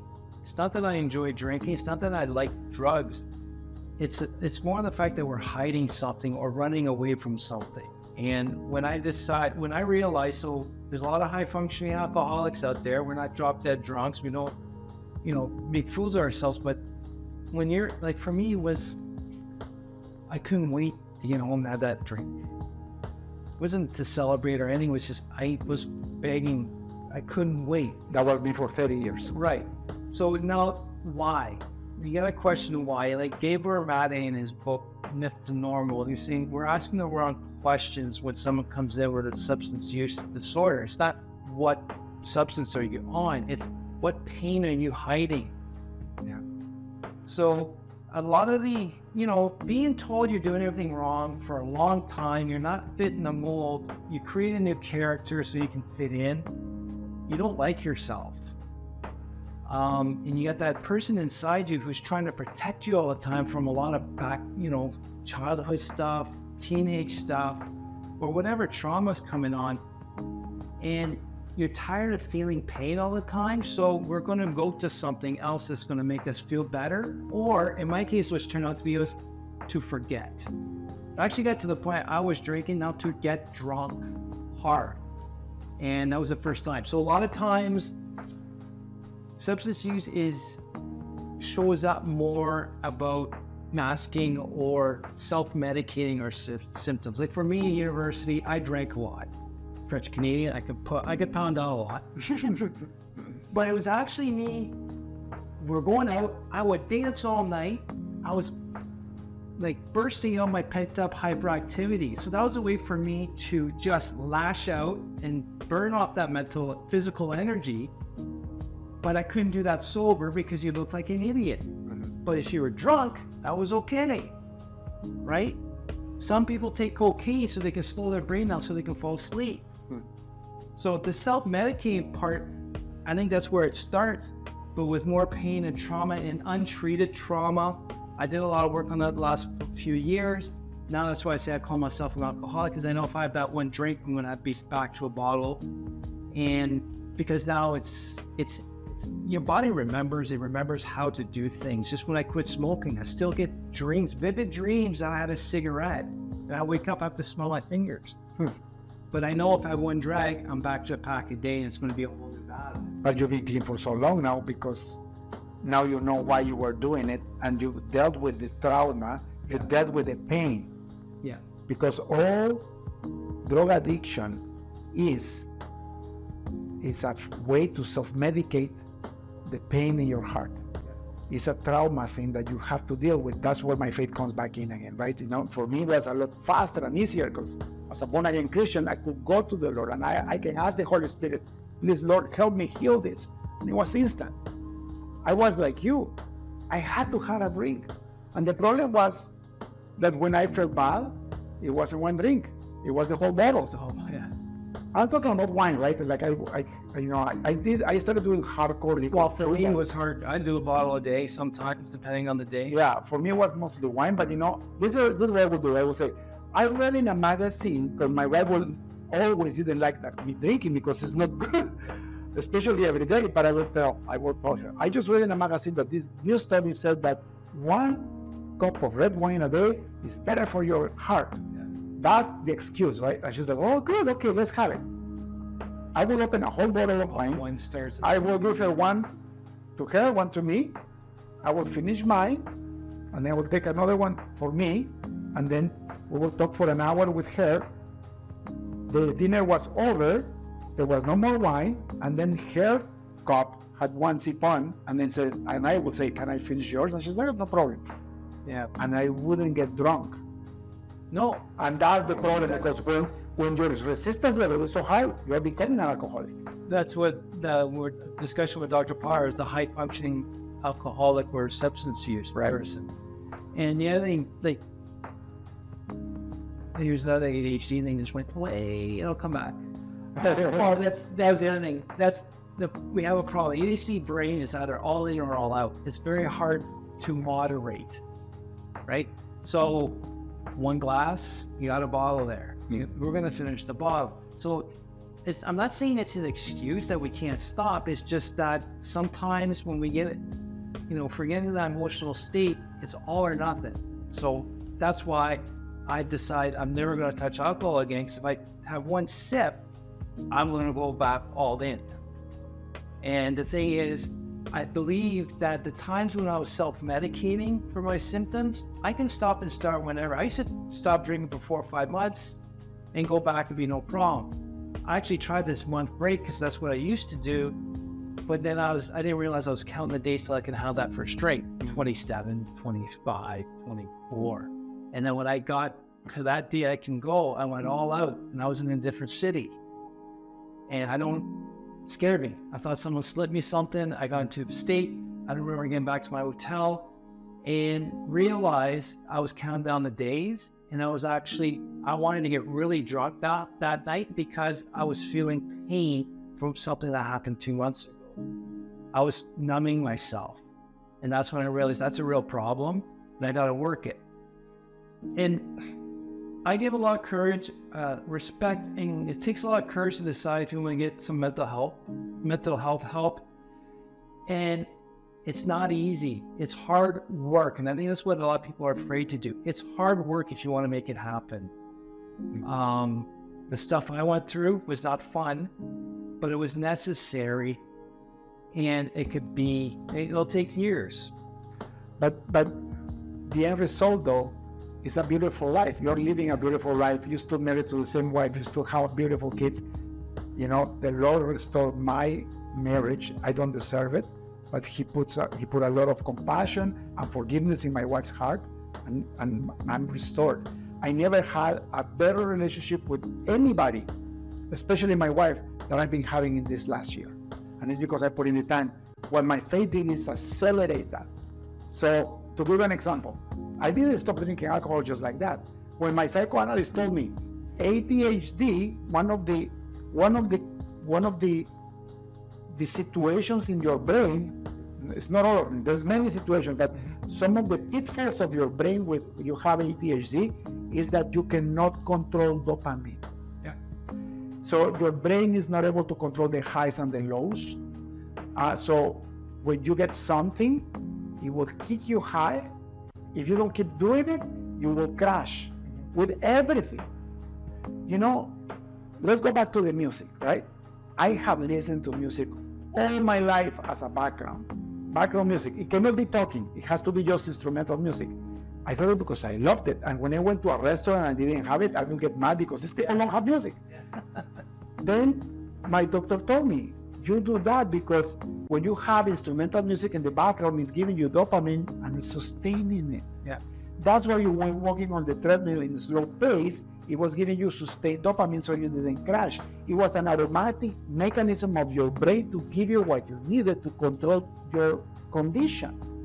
And that's why we tend to get addicted to different things, because if it's not music, if it's not walking, even walking was killing me because I was overdoing it. But if it's alcohol, if it's pornography, if it's drugs, any kind of drug, then you're messing up with your wife, you're messing up with your kids, you're ruining your life. The consequences are negative. You could end up in jail, right? So this was my transition, right? So I got back to my wife in a miraculous way. The day that she said, I want a divorce because I cannot handle this, was the last day we were separated. That day, my psychoanalyst told me, David, what you're doing in your marriage and in your life is the 3 horsemen of the relationship apocalypse. And I'm like, what do you mean? And then he said, and he would talk to me in Bible ideas, because I came back to my faith, and he happened to be Christian too. So he says, these are the 3 horsemen of the apocalypse with your relationship with your wife. Number 1, you defend yourself. Number 2, you run away from the situation. Number 3, you blame her for everything. You defend, you run away, and you blame. If you do that all the time, she cannot express her feelings, and you can never fix the situation because you're always avoiding your responsibility, your part in the situation. Yeah. When he said that, I was like, what? And going back to my faith, She told me she wanted a divorce at noon on the phone. I had my psychoanalyst. That was another miracle, by the way. For some reason, he told me, David, I need to see you more often. People, like doctors don't do that. They want to see you once a week, once every 2 weeks. He said, I know you have money, and I don't care about the money. Even if you don't pay me, I have to see you as many times as possible. And because, I was separated, I took it on him. So I was there from like 9 a.m. until like 11 a.m. on a long session. Like they were long sessions with him. Beautiful person. That day she said, I want a divorce. My life felt like I felt like I went to hell. So what did I do? My ADHD brain started hyperactivity. I went to the gym and I worked out for 4 hours. And then, I went to the sauna at the gym and I started praying. And I was asking God, okay, Lord, what do I do? And the Lord was saying, just be still and know that I am God. Be still and I am God. Everything is going to be okay. I will never leave you nor forsake you. The entire world, you cannot be abandoned by everybody, but you will always have me. Mm-hmm. So I came out relaxed, empowered, no alcohol, no drugs, no pornography, no nothing. Walking to my car at 10 p.m. after being in the gym for so long, I get a phone call from my wife and she says, sorry to bother you, but I'm trying to get into the house and all the lights in the house are on and I left them off and I think there is somebody inside the house. And she was freaked out. So I knew immediately it was a chance for God to show myself as a caring person to her. So I said, I'll be right there. I put the phone on mute and I just ran with my car to the house. And sure enough, 2 minutes before I got to the house, she would start calling again and I didn't answer the phone. Because I knew she found out that everything was okay in my heart. Yeah. But I came in, she was still outside, and she said, I think it was my daughter, but okay, check in and make sure everything is safe. So here I am, and I make the whole house, check the whole house, and said, no, everything is fine. And then she said, yeah, my daughter told me that she went into the house, and she didn't let us know that she came into the house, and she left everything on. But then she said, would you like a coffee? This is the same day that she asked me for a divorce. And I said, yeah, no problem. And then I started telling her about my session with my psychoanalyst, how the 3 horsemen of the apocalypse and all that. And she almost started crying because it was the first time in our entire life, after 30 years of being married, that she felt understood by her. So we kept talking, and then, I got there like at 10, like at midnight. She got up to the kitchen to do something. And something came on me and I ran to the bedroom and I went into the bed. And I wasn't living there. And then she kept calling me and looking for me, and then she went upstairs and she went into the bedroom and she saw me laying there with my pajamas on and everything. And she started laughing. She said, what are you doing? I'm like, can I stay for one night? And she said, okay, I'll let you stay for one night. And she started laughing. And I'll stay. And the next day, she let me stay and we started talking about our issues. And I kept going to my psychoanalyst. I never left. That was a miracle. Is it a miracle, or did you finally come to the realization and open yourself up and be open to an alternative and see yourself in a different light that was challenging, and you wanted to work to improve yourself for the betterment of everyone? Yeah. Like, that takes a lot of courage and a lot of confidence to do, like to say, you suck at this, Andre, this is horrible, and to admit it and to see it. That's what a lot of the work is. And there's a lot of a negative stigmatism about mental health and getting help. Like, my dad hated people who got professional mental health. He thought they were weak and idiots. But I find that people actually go get the help. They have the courage. It's hard work, but like you said earlier, man, is it free, right? I hated myself. Now I'm starting to like myself. And that's a complete, it might not sound like a big gorge, but it is a massive canyon that I just jumped from going from hating myself to being okay, right? And, I'd like to give you a lot of congratulations and for you to be open like that to yourself and to see that and to work on it? Because it wasn't easy. And no, it wasn't. But the door was open, and I took advantage of the opportunity. And I learned the 3 horsemen of the apocalypse because I started applying that, and that's painful because you have to kill your ego when you do that.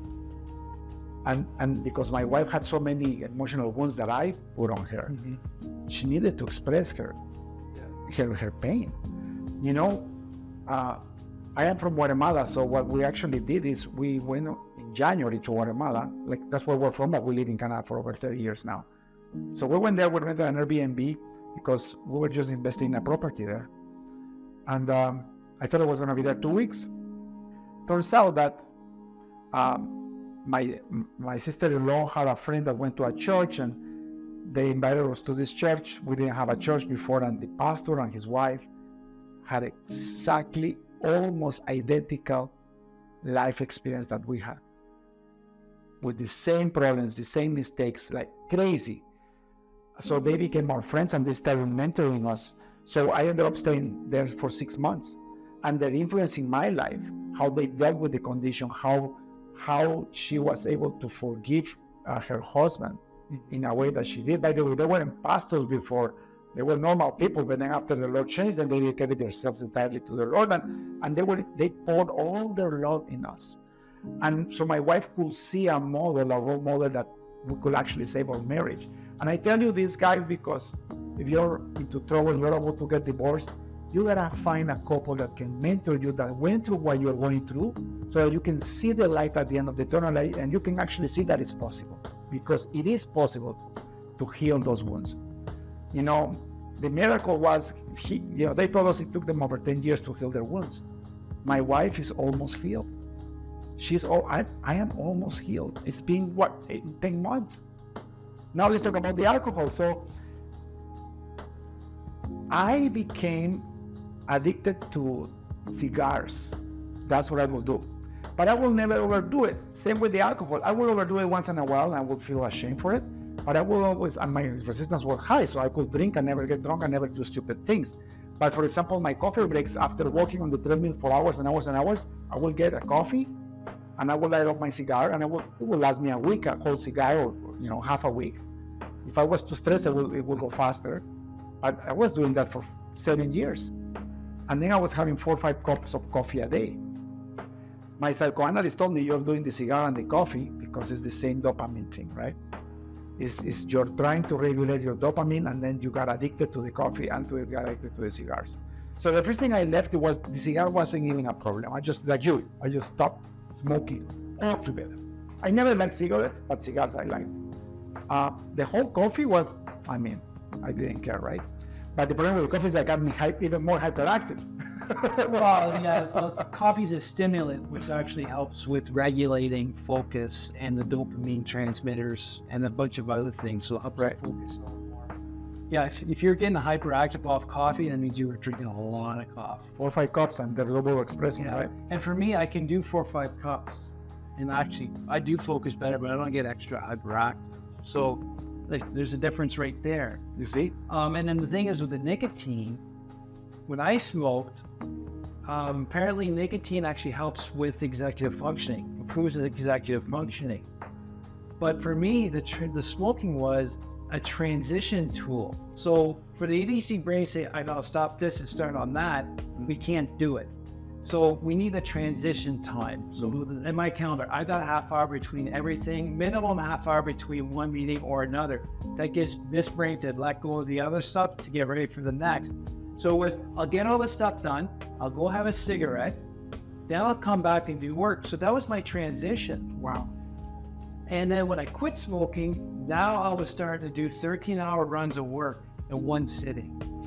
Wow. I was going from one thing to another because I didn't have that transition break of a cigarette. That's low time. Yeah. So that was boom, boom, boom, push out, getting tired. And then yes, got out to nicotine. That was tough to give up because the body gets used to it and wants it. And that's what you got to fight later. But yeah, that was my way of figuring out how to do proper transition so I can get into my next task effectively. The relationship with the alcohol for me was different. I don't want to get into this, but I had a heart attack when I was 39 years old, 40 years old, and it was because I was abusing alcohol. Then I was doing like hardcore because I had such a stressful environment. Of course, the ADHD helped, but also I was killing myself. Literally, I was killing myself. But that's for another story. I mean, if you want to read my book, everything is in that part of my life is in that book. But what I want to talk about is my relationship with alcohol after I found out that I had ADHD, right? Because as you can see, beloved people, it's not one thing. You start doing it all. Because wherever appeases your brain, you want more of it. That's the condition. So it's the music, it's the walking, it's the nicotine, the cigars and the cigarettes, it's the alcohol at night, blah, blah, blah, blah. Everything is like, right? It's a stimulant in your brain that your brain is craving because it just cannot control dopamine. So let's talk about alcohol because it's a fascinating topic for me. My relationship with alcohol was always okay. I was a functioning alcoholic because I had it every night, but I could stop anytime, honestly. And I had that for a long time too. And I didn't have the craving. However, if I would go into a reunion, I could actually get drunk and start saying stupid things because I will have one drink too many, and you know how it goes, right? So I went back to my faith. What I told to my wife is, let's try to not drink hardcore liquor. Let's just do wine and beer. And let's not do it every day. Let's just do it for fun. Mm-hmm. And you know, like I was with her and it was a privilege to be with her, right? So I would tell her, please tell me when I had too much. Tell me not to have another one. Because I used to get mad when she would do that. Yeah. But now I gave her control to do that, right? Because I knew I had the ADHD. So you're helping control your moderation issues. Yeah. So she will have me control. Still does that, by the way, with other things. But we will go out and get chicken wings and beer. And I will love it. And I will have up to 2 beers every time we went out. And that was like daily, like not daily, but a weekly thing to do. Or that when I will go out on the weekend and I will have 2 beers for lunch or dinner. Or I will have 2 glasses of wine. That was my limit. Not every day though. And I was fine like that. And it was okay, you know? But I would still crave it. So I will remember the craving. But I will tell my wife, let's go for chicken wings on Friday. But it wasn't the chicken wings. It was the beer. And in my faith, if you become a Christian, you'll realize that there is fasting involved in my faith. But you do the fasting to honor the Lord, to as a sacrifice, to honor Him, and to get rid of your flesh desires. Interesting. I didn't know that part because I hadn't read the Bible until this year. I started reading the Bible for the first time in my life. So in about April, after we were getting healed so fast, we were so thankful with the Lord for His blessings that she told me, let's start fasting. I didn't know how to fast. I mean, I always did fasting for health, but that was intermittent fasting. So I would have 1 or 2 meals a day, like 16-hour fast or 20-hour fast. Never did more than a 24-hour fast. And then so we asked at church and they told us, so do a 3-day fast. But you know me, right? Like people that at church that do 3-day fast, sometimes they had 500 calories a day, 600 calories a day. He told me 3-day fast, I only drank water for 3 days, right? Because I'm a link, and I got my wife to do the same thing without knowing that maybe that's a little too much, only water. But guess what? At the beginning, it was easy, supernaturally easy. Like I will do the fasting, I will thank the Lord, only water. I will get so spiritual, my prayer meditations will go so deep. And then I go back to the alcohol, the coffee, no problem. I never smoked again because my wife always hated it because it's actually nasty because you smell bad, right? But I will keep the same habits. That was April. Then May, the same thing. June came around, I was already in Canada, and then what we do is we give the Lord the first 3 days of the month as an offering, so we don't eat for the first 3 days of the month. So the July fast, listen to this, it's fascinating. The July fast, the first 2 days, I had a horrible headache. And now I learned how to do the fasting, right? Like before I did just water, now I would do water and then I would put like throughout the day I would have 1 or 2 glasses of water with half a lime and salt, because you have to replenish your electrolytes. That's what I will do. So that would actually be better. And I did all that, and the first day was horrible, and my headache couldn't go away. Day 2, headache again. Day 3, in a miraculous way, I got directed to the book of Isaiah. And if you read, I think it's Isaiah 58 or 56, just Google it.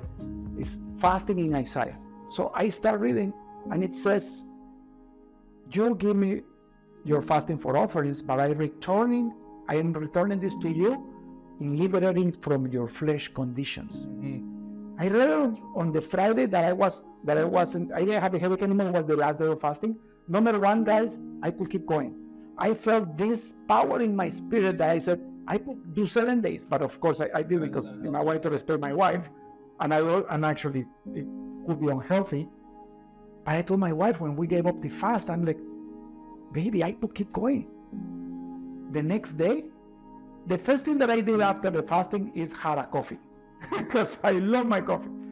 The next, we didn't have coffee that day. We did communion, which, you bless the bread and you remember what Christ did for you.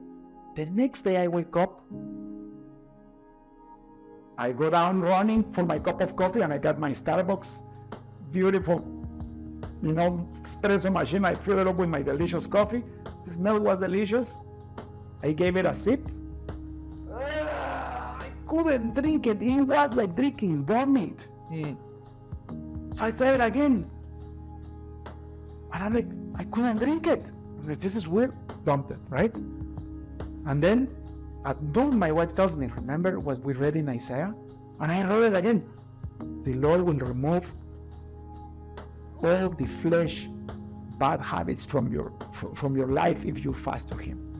He returns it, to you. You do it to Him to say I love you and thank you and I'm sorry, and He comes back and He blesses you with it.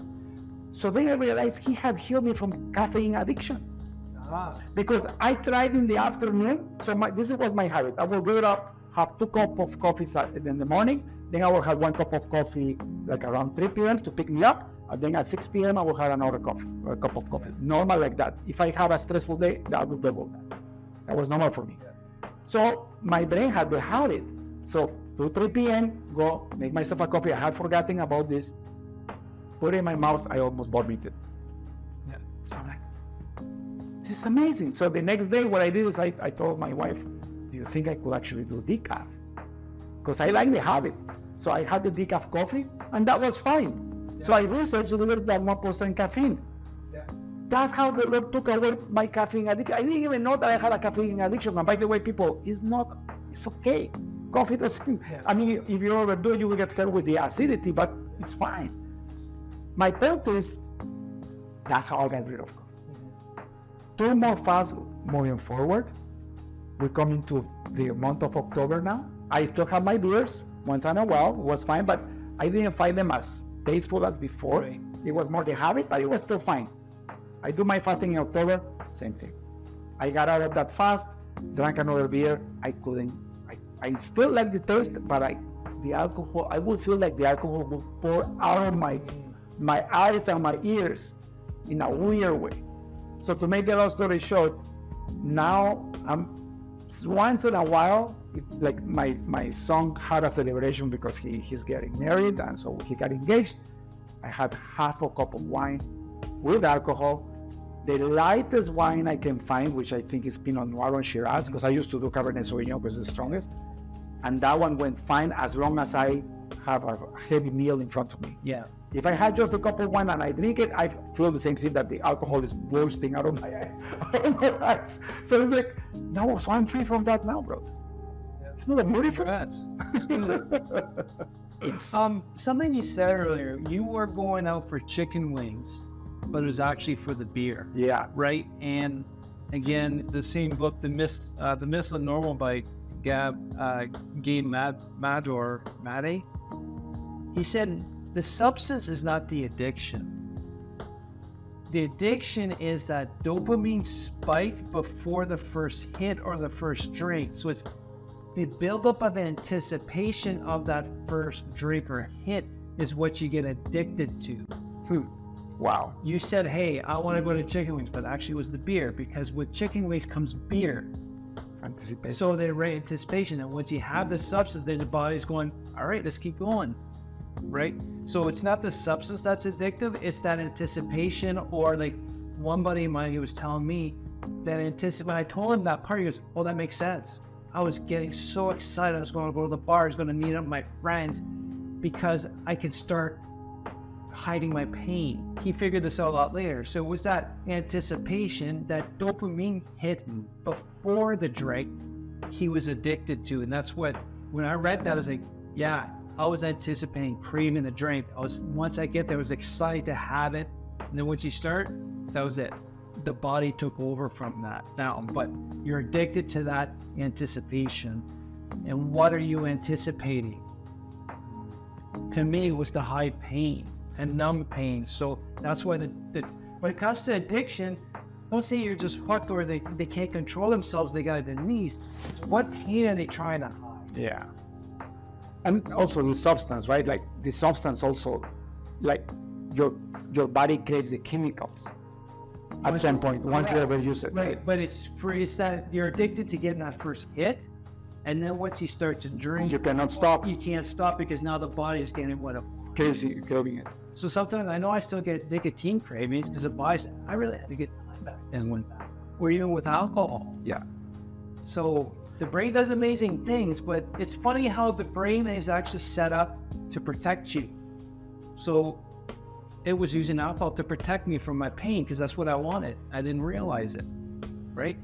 The things that we came up with to overcome our symptoms, or you became a narcissist to protect yourself. Your brain did that because you weren't happy or something and you had pain. So let's try and get you confident. We'll make you a narcissist so you can feel good about yourself. That's all the brain. Yeah. Was it a conscious decision on your part? And when I realized the brain does amazing things for you, it doesn't know if it's good or bad. It's protecting you. As long as you start feeling good and there's back to some homeostasis or balance, then we're good. But the brain doesn't know if it's good or positive to the people outside, or if people are reacting to you negatively. Whoa, I got to do something different to protect you from the negativity. Yeah. That's from old trauma. That's from whatever. And it's a brain thing.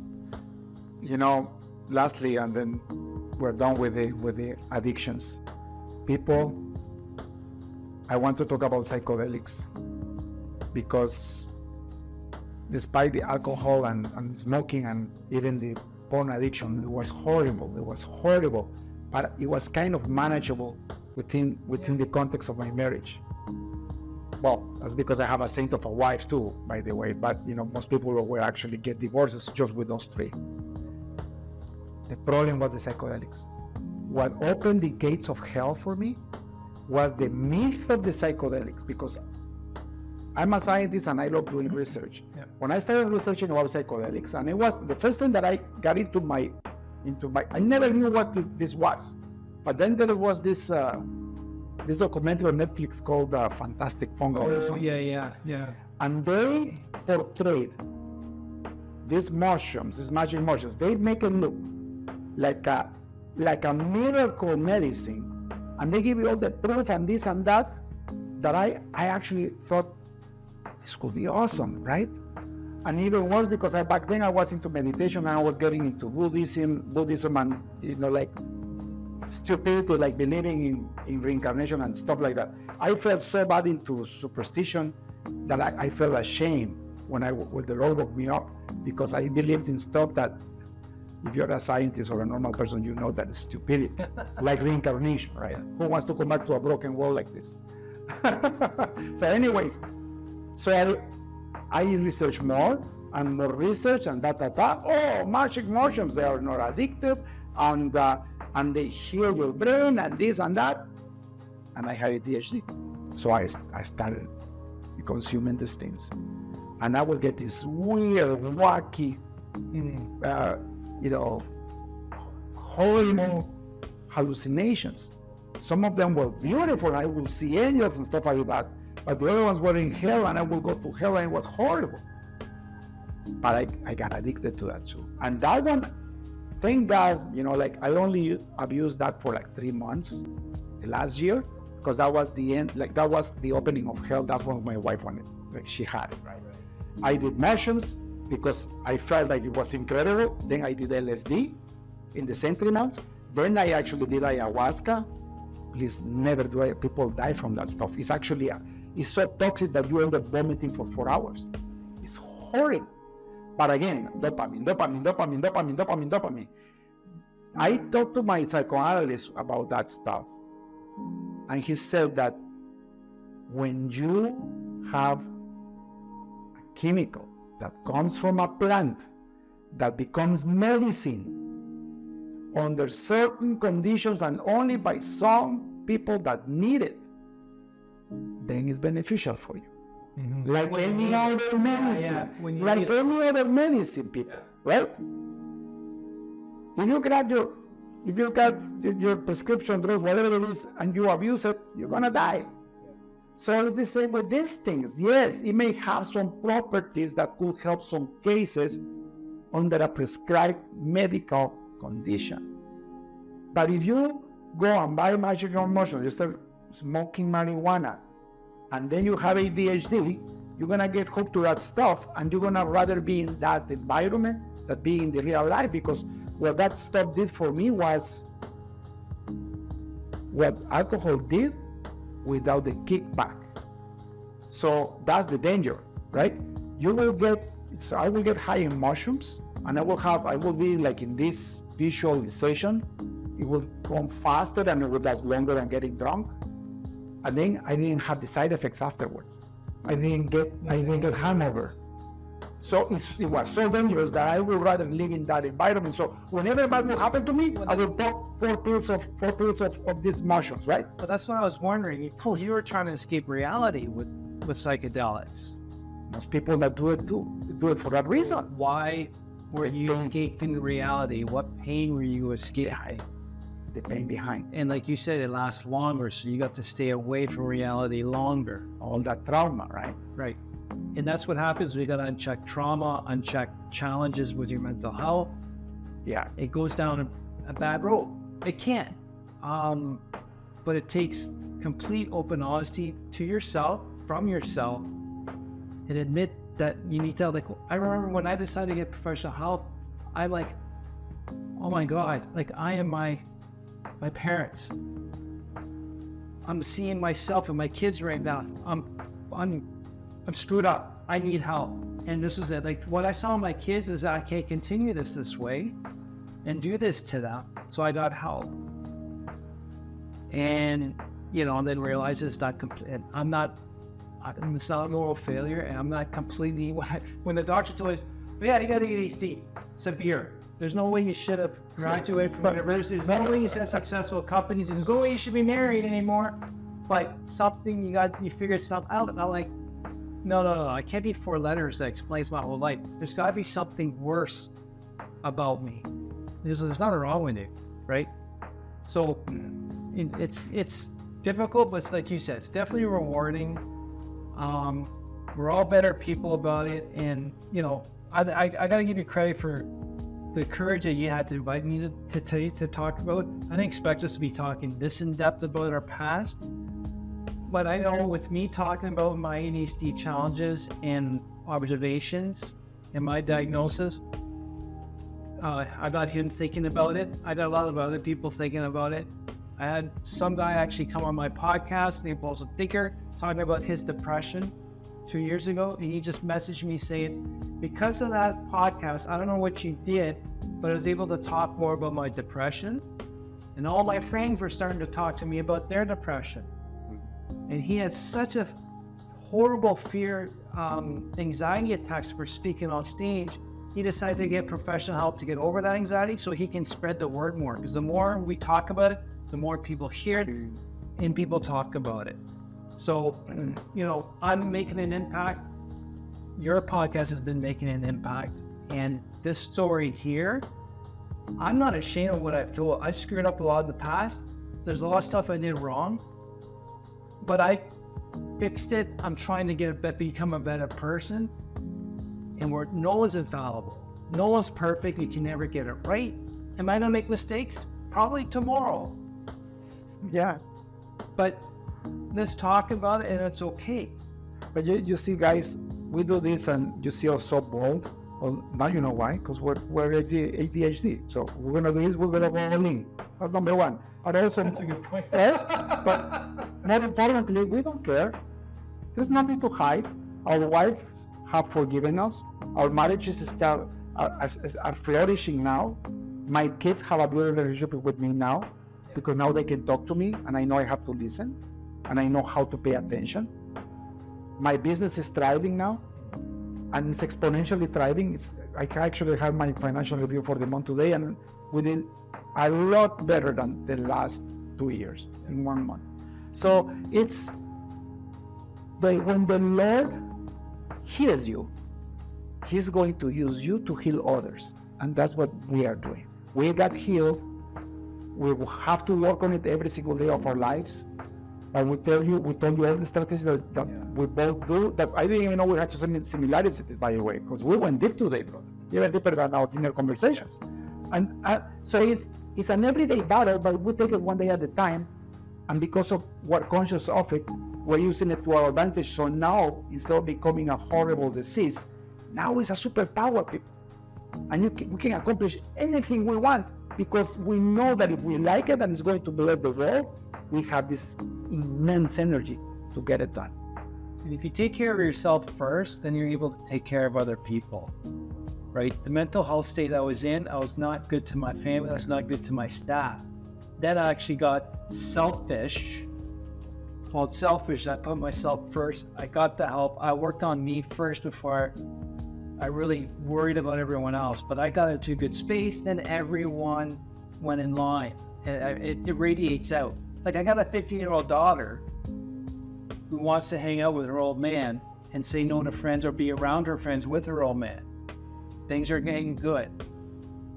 So take care of yourself first. And this is what I say to a lot of people. Take care of your mental health first. Your physical health will follow, because your brain, if it's not working properly and it's overcoming emotions, it's not working properly to make your physical body work better.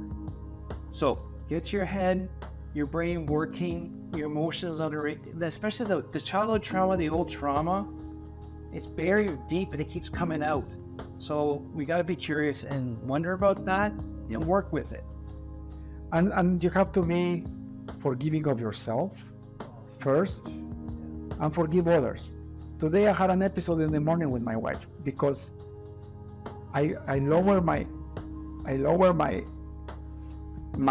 awareness of ADHD, and then she spoke to me about something related to our real estate business, and I exploded. I didn't give myself the 30 seconds that I give myself before I answer.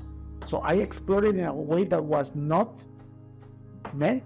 There is no crisis, there is no emergency, but I made it so big in my head, because I wanted to solve it right there and there. When she told me, again, because of the condition, I messed up her morning, and then I had to apologize. And of course, now she knows, but I really hurt her. Like, I actually hurt her. And then 4 hours later, we went for lunch and we talked about it and we fixed the problem. The problem is fixed. But I ruined her morning and I ruined my morning because I had a sleep. I slept, right? It's fine. I'm human. She knows, she forgave me, and then she actually told me, I'm sorry, I shouldn't have talked to you back then because we were talking about something, and then she changed the conversation and she talked about this thing, and I didn't click, and I just vomited on her. That happens less often now, though, people, because I'm always aware of my condition. I'm always, just count to 10 before you answer anything. Just 1, 2, 3, 4, 5, 6, 7, 8, 9, 10. Okay, think about it now, talk. That works well, but a lot of times it can't get to 10. And when I communicate to people, especially my team, I say, ignore my first facial reaction. Yeah. Because my brain hasn't caught up yet. That's my impulsive reaction. Ignore it. That's not real. Then once my brain catches up, then I got the actual reaction. Because I get that too. If we feel emotions intensely, huge more than others, raw and immediately, and then it comes out. With my family, it hurts, but they're starting to understand that just to ignore that first reaction. It's not intended. It's just the way the brain is working, and I am working hard to get that 1, 2, 3, 4. But again, it's all about communication and understand it. We're just wired different. And we're here to tell you that there is light at the end of the tunnel. Your life will never be perfect. You live in a broken world. By definition, you will not have a perfect life until you go to heaven. You are a Christian like me. But having said that, though, Andre and I are living the life of our dreams. And I honestly tell you, I have never been happier. I have never been healthier. Yeah. I'm building my wealth back, which doesn't matter really. I really don't care about that. What I care is that I'm building my family back. Now I'm finally having a home. Before it wasn't a home, it was an empty house because I was never here. And my kids couldn't talk to me. Now I have a beautiful relationship with my kids, with my grandkids. My wife loves me. I have meaningful relationships with meaningful conversations with my employees. You know what I did 2 months ago? I went public. I did a town hall meeting with all the people. I had people in 9 countries. And I apologized. I said, guys, I must apologize for the last 3 years, especially the last 3 years. Because I made the company crack, because I lost attention, because I got into psychedelics, and I told the whole story like I've been telling you guys. And I asked for better forgiveness. And I told them, but I promise you I'm going to do whatever it is in my power to restore what you used to have. And I'm going to make it better. And this month it started to happen more. And I'm building my culture again.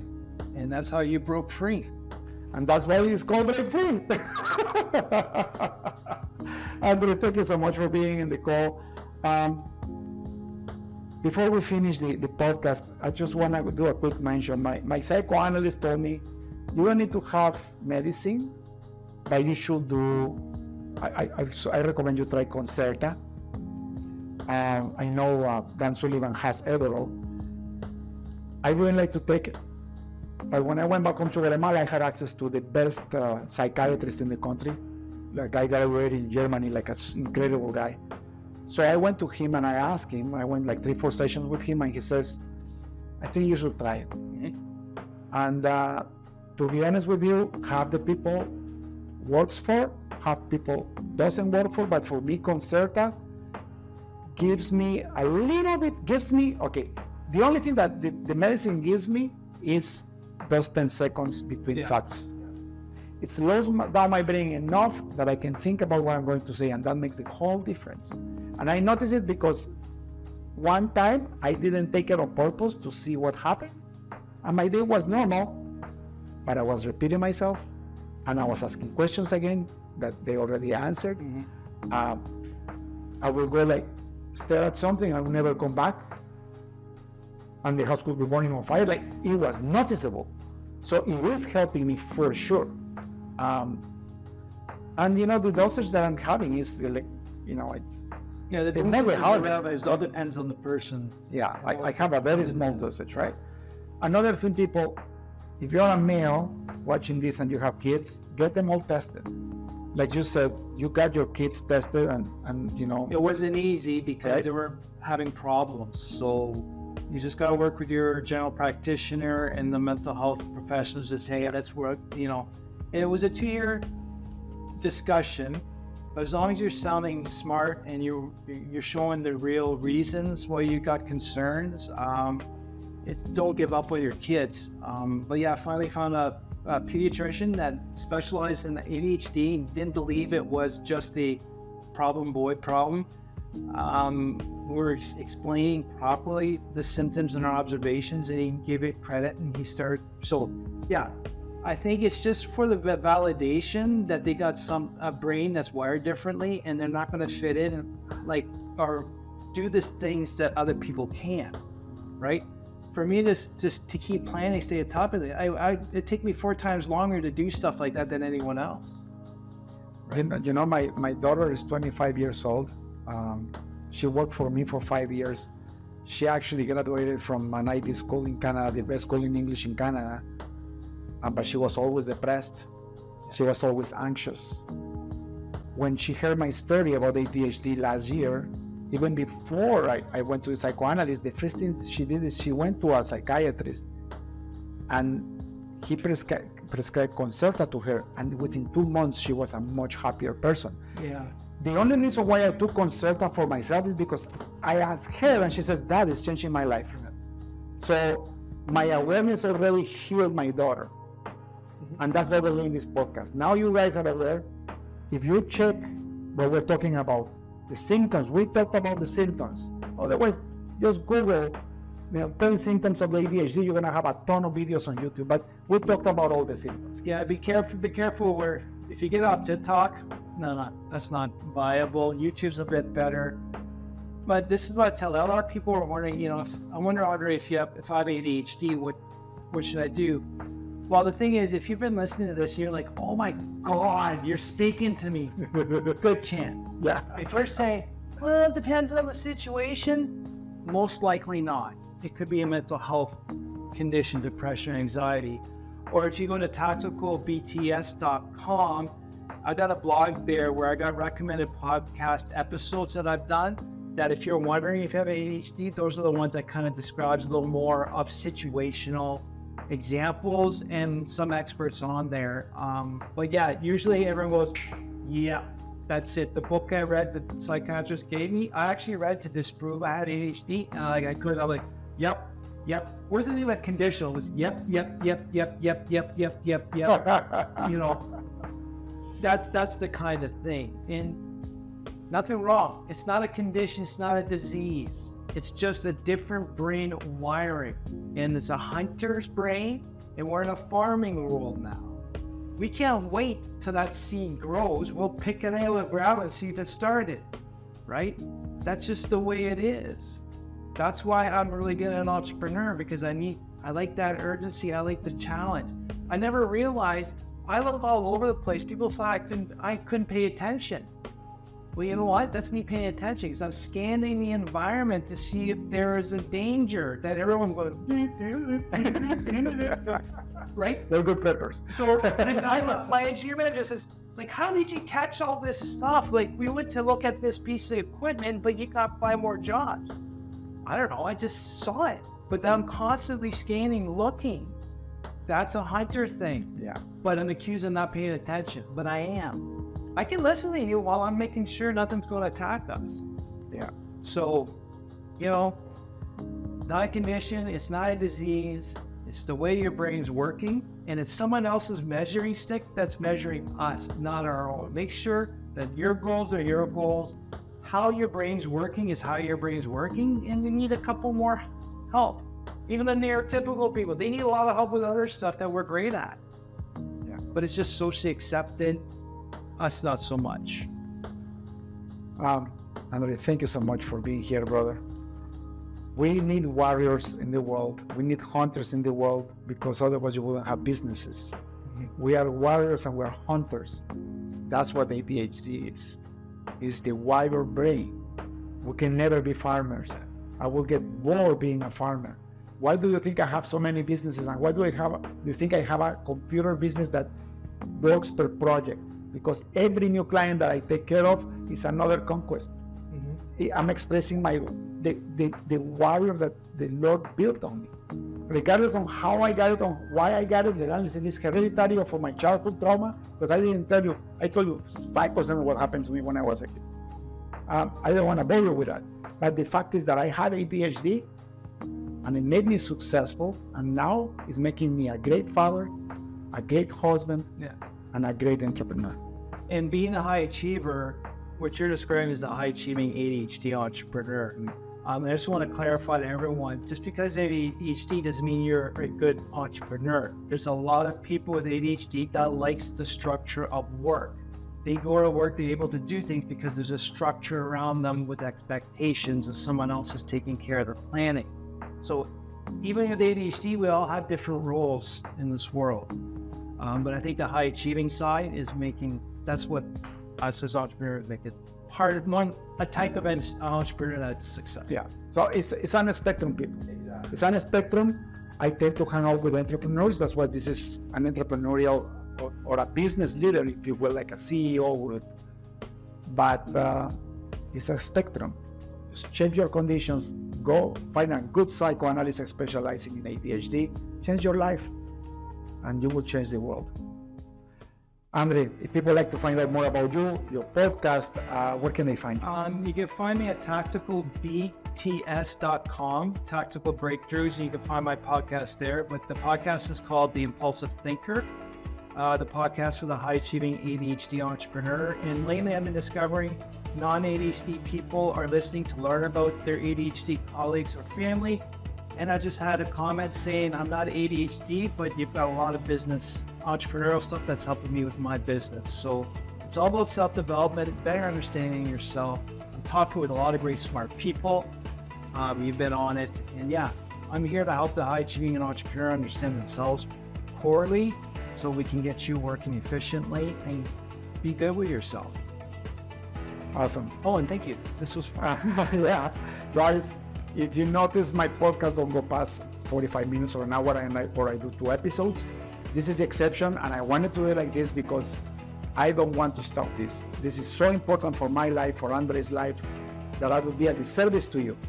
And I know if you're having doubts about this because of your partner or yourself, watch the whole thing, because it's going to bless your life. So until next time, God bless and keep growing. Cheers. That's all for today's episode of the Breakfree Podcast. Head on over to iTunes and subscribe to the show.